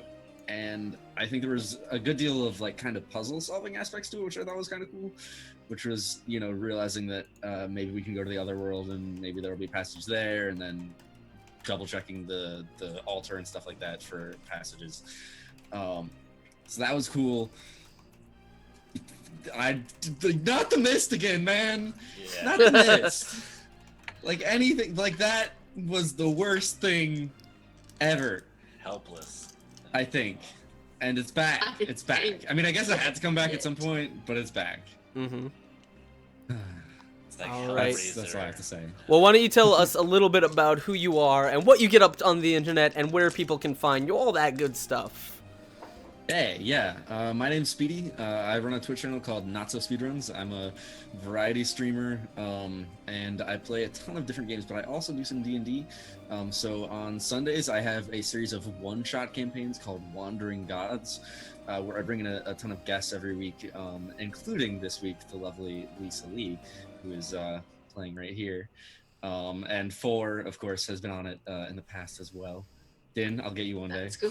Yeah, let's do it. Yeah, Let's do it. After the get in. Kickstarter, I'll be down. Yeah. Still down. Right. But yeah, so we do one shots every Sunday. We have guests who are, you know, stars, and we have guests who are just people. So if you're new to D&D and want to try out playing on Twitch sometime, you can do that as well. And I also have D&D session on Mondays, which Four is also in. And that's a continuing campaign doing Minds of Fandelver, which is a lot of fun. And you can check me out playing a bunch of other games on the rest of the week. Yeah. Awesome, man. Awesome. Go check him out, obviously. Show him the love. Give him the follow on Twitch and Twitter and all that good stuff. And keep up with everything he does outside of this game here. What about you, Din? What did you think of tonight? I don't know. I felt like I dropped the ball a little bit in the beginning. I don't want to say that like I was embarrassed in front of my new friends, but yeah, Ulrich's supposed to be badass. I'm a barbarian. I got used to like always landing attack rolls, and I started to like it. So I patted your back too. I know. That's why I was like, Your back. so I think I don't know. Maybe I need one more advantage roll, but either way, sick. That was good. At least I got to smash some stuff. Felt like the group's really gelling. I feel like Vesper's starting to synergize with us. So that was really good. Intro campaign's out of the way. Now we're in it, working together again. Mm-hmm. God damn that fucking missed. Like I was even waiting for some kind of cliffhanger. I'm like, how's he gonna do it? Yeah. You know, like my inner DM was coming out, and it's like, oh god, the only way to tie back. Yeah, and if anybody wasn't around the beginning of this quest, Jesus, that fucking yellow mist. It's kind of like if Pyramid Head was turned yellow and distilled into microbials. It's like, yeah, there's no winning against it. That's the cue to like get the hell out of here. Yeah. So yeah. I will drop the. I already said it in chat, but if you guys are new to the campaign, or if you've joined a little bit later on, the whole yellow mist thing is it's real. It is explained. It's too real. It is it's explained. Not mist. It is explained out in episode 1, as that is sort of a part of the genesis of this whole story. But it is the first time it has come back. So yeah, we'll see what's going on with that. But man, what do you get up to? You've been getting up to some stuff. What do you get up to on the internet, and where can people find out about all that? Yes, I have been very busy on the internet lately. Thank you guys so much. You can find me at Din Money. We actually, I have a Kickstarter up right now for this game I'm working on with my lovely partner Jessica at AGL Studios. Yeah, it's an awesome interactive visual novel game, fantasy based. But what's really cool, and what I want to announce right now, and what applies to you D&D nerds out there, is these sweet ass miniatures we just released. It's so freaking cool. I'm linking the tweet right now so you can check them out for the characters we got. Oh, it's so cool. Yeah, check it out. You can get it as add-on to the Kickstarter campaign. We're really stoked. Just check it out. I won't say anymore. It's a really fun blast. Fantasy genre kind of homage all the way. So check it out if you like D&D. You'll like Fall the Apprentice. Cheers. Awesome, man. Yeah, absolutely. Go check his Kickstarter out. It is funded. Yes, I know I haven't actually changed replaced the link in the Thunder! macro, but go check it out. It's good stuff. I've been tweeting a lot about it, and we're real proud of Din and his the work he's doing over there. So go show him some love. Go show him some support. Thank all you guys. Yeah, hell yeah. All right, and next up, what is going on for? What do you think about today? Damn you. Damn you, Asher. Every time. Yeah. I was going through the same thought process as Din. I caught the time at the bottom corner of my computer. I was like, it's that time already? But what's gonna happen? Well, gosh. What could happen? What could happen? Oh my god. Just Just missed. keep doing it. You just keep doing it. It's like there's no way he's gonna be able to do it. Wait for the day where you're just gonna be like, you guys seem pretty okay. End of I'll let you Yeah. sleep safely. Yeah. Yeah. I'll let you spend the week not stressing. Oh my god.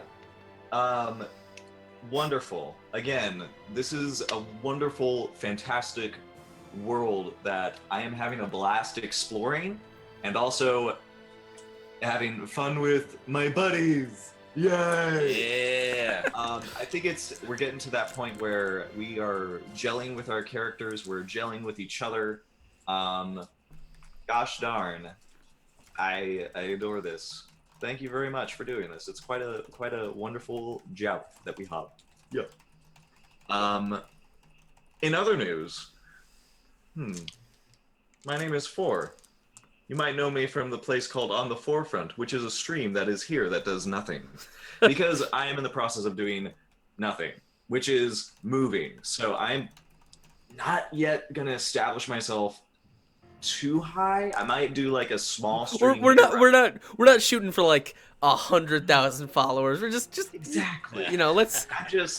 I'm just like, I feel like doing this tonight, and I want to make faces at the camera, and that's literally it. But in the future, once he moves, how it it's starts. like it's Critical Role version 2. That's what we're doing oh now. my god, you have no idea. So I have, in the process of planning, 2 to 3 campaigns that I'm ready to do. I just gotta cast them. I want to tell you all about it. I want to spoil you so hard, but I can't. I'd rather do it when I stream it for your pleasure. So Show us. yeah, it's gonna be a lot of role playing, a lot of more weird voices and funny faces from me, from On the Nice. Forefront. My Twitter, however, is On the Forefronts. So just make that distinction, Yes. friends, and you'll find me no problem. And I hope to find you as well. Do not find me. Oh, and I'm also playing with Speedy, and I'm very proud of him because he's a DM now. Yeah, I'm a DM now, apparently. I took over DMing my Monday campaign literally last week because our previous DM had to step out, so But that's I'm me. doing that. I'm Way to very level proud. up. I'm so Nice. I'm so pumped. Right? Way to level up. Yeah. But I'm gonna Before pass this awesome down life take place. to. Oh, you're so wonderful. Please go forth, do your thing. All right. Well, And yes, last but not Wow. least, our newest player, Lisa. What did you think about tonight? this is so much fun. I love your writing is so amazing. Your writing is so amazing. And I'm just now starting. This is the first time I'm starting to go, oh, I can alley-oop and help people and do things. So I'm still learning how to play Yeah. OpenLegends. So I still have so many questions about what I can do, what's possible. Because I only know the world of D&D for Mhm. role-playing games. Nice. So, and I'm a crazy nerdy voice actor, and the thing that's coming out the soonest I can't talk about, of course. And there was a delay. It should have been out this month, but there was a delay and something else happened. But I've heard the music for it, and it's really, really cool. And it might have something to do with superheroes. It doesn't. But that's No all- superheroes. It rhymes with Looper Zeros. I don't know. Chill. Something. I don't know. So I'm Lisa Bell on Twitter, and I'm Danger Lily on Twitch. And when I can tell you about more stuff that I've done, I will be able to tell you. I am so sorry, but I can't wait to see what happens because I have no idea about Mist. I have no idea about little old lady with the bell that's gonna give me nightmares. Nice. What? Oh, So man. cool. What's mother? No. No, I'm sure that's not Mommy! her. I know, I thought we were gonna, oh good, we're all gonna have like a long rest. We need long rest in Open Legends. Do we get to go to a tavern and they can have some food and I will just kind of like float around in the raft? No, there's mist and a crazy killer lady in a veil. Yeah. And when you said, "Is there a tavern?" I was like, Yeah, right. "Oh, she doesn't know yet." Right? No. Oh no. Tavern quest in this campaign. Oh, That is man. allowed. There are no taverns. Oh, God. Look at this laughter, this one. Oh my god, I can't wait. All right, hey, Awesome. Okay, in for a awesome, penny, in for a awesome. pound. You were able to see our faces as the reveal was made with the mist. What was your first thought? Because what were besides confusion? Seeing us react Besides that way. confusion, what did you think from our reactions about the mist? I really want to know. Very serious badness, very serious instant death badness. I don't. It certainly it was not a rave party. pretty There was close. no excitement. That was Instant just death is close. It's more of like, instead of instant, it's like you have that moment to watch your friend die in front of you. And you get to die. Right. Cool. You live just Well, long I've been enough there in the to palace, suffer. so All right. Well, we will get into all of that next week. Of course, we will leave you guys wanting, but as always, my name is Askren. I am the host and dungeon master here at Exploding Dice, and thank you guys all for coming out to hang out with us. I had a blast. I hope you did too. We are going to go raid someone in just a little bit, but before we do, I want to go over some announcements. As always, if you haven't followed, please hit that follow button. It's the best way to keep up with all that goes on here on the chat, on the Twitch channel. You get notifications every time we go live, and if you want even more than that, you can of course join us on Discord. It's !Discord in chat. Dice Thulu will give you the link. You can join. All of us here are hanging out on Discord. There are channels where you can discuss this game as well as the other games that go on the channel. You can discuss DM stuff. You can just share links, talk about whatever. It's a good time, and it's all, you get all the exclusive information and stuff there before it comes on Twitter. Of course, you can follow me on Twitter if you want. That's everything official about the channel. It's just twitter.com/Askren. And if you really, really enjoy the show and you want to support... By the way, I want to thank, huge thanks to Toonarth once again, coming in clutch with a $50 and a $10 donation tonight.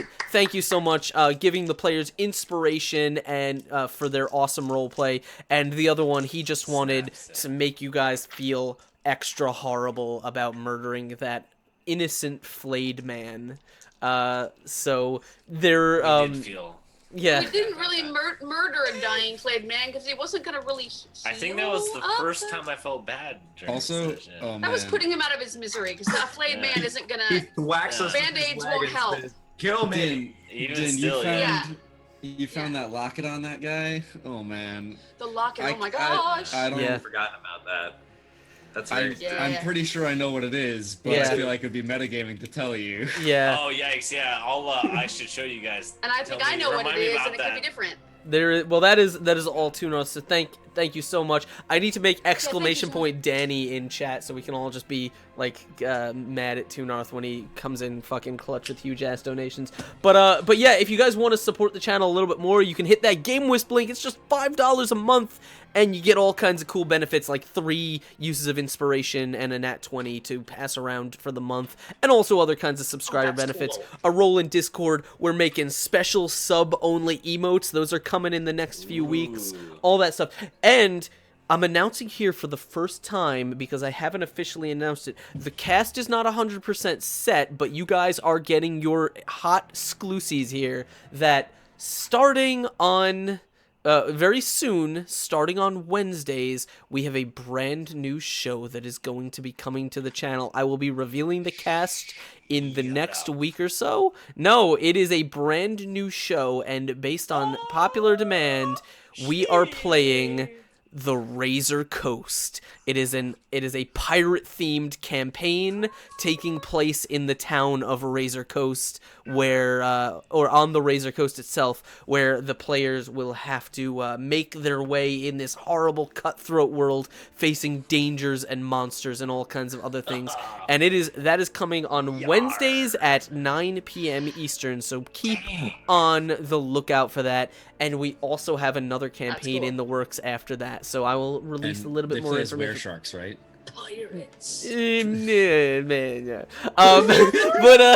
But that is your first exclusive look at that. I will be dropping some art and some other stuff on Twitter in the next couple of weeks. Emotes are coming, all kinds of stuff is coming. We got lots of cool changes coming here to the channel, so definitely you guys want to be here for all of it, and hitting that follow button is the way to do it. So that's all the announcements I have. Why don't we go to Twitch, and we're gonna find a friend who is streaming who we can go raid.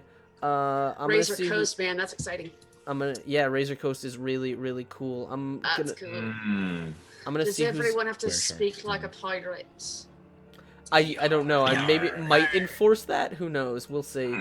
I would definitely enforce that. Or find them if they speak like a pirate. Play a Find deaf them. pirate. Yeah. Lord, I'm just refreshing Twitch right now. I'm seeing who's online, but I think I know who we're Exploding going Dice is online. Oh yeah, let's go raid Exploding Dice. Hey. Why is Twitch so laggy? Come on, stop Yeah, lagging. I don't have anyone streaming right now, actually. Shit. I got a couple people. I'm just Okay. all right. We're gonna go. I think we're gonna go bother one of my friends here. If Twitch is not ever gonna load. Twitch is twitchy. Who's doing Twitchy. cool stuff? You know what? Why don't we go say hi to Arvin Elleron? We haven't done that in a while. Oh. All right, so here's what we're gonna do! ! Raid in the chat.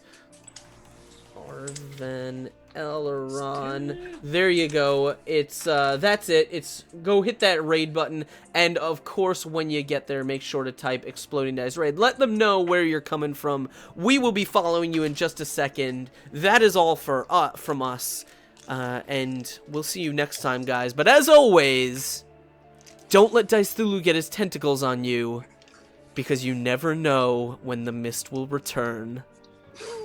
We'll see you next time, guys. Take care, everyone. Rock and roll!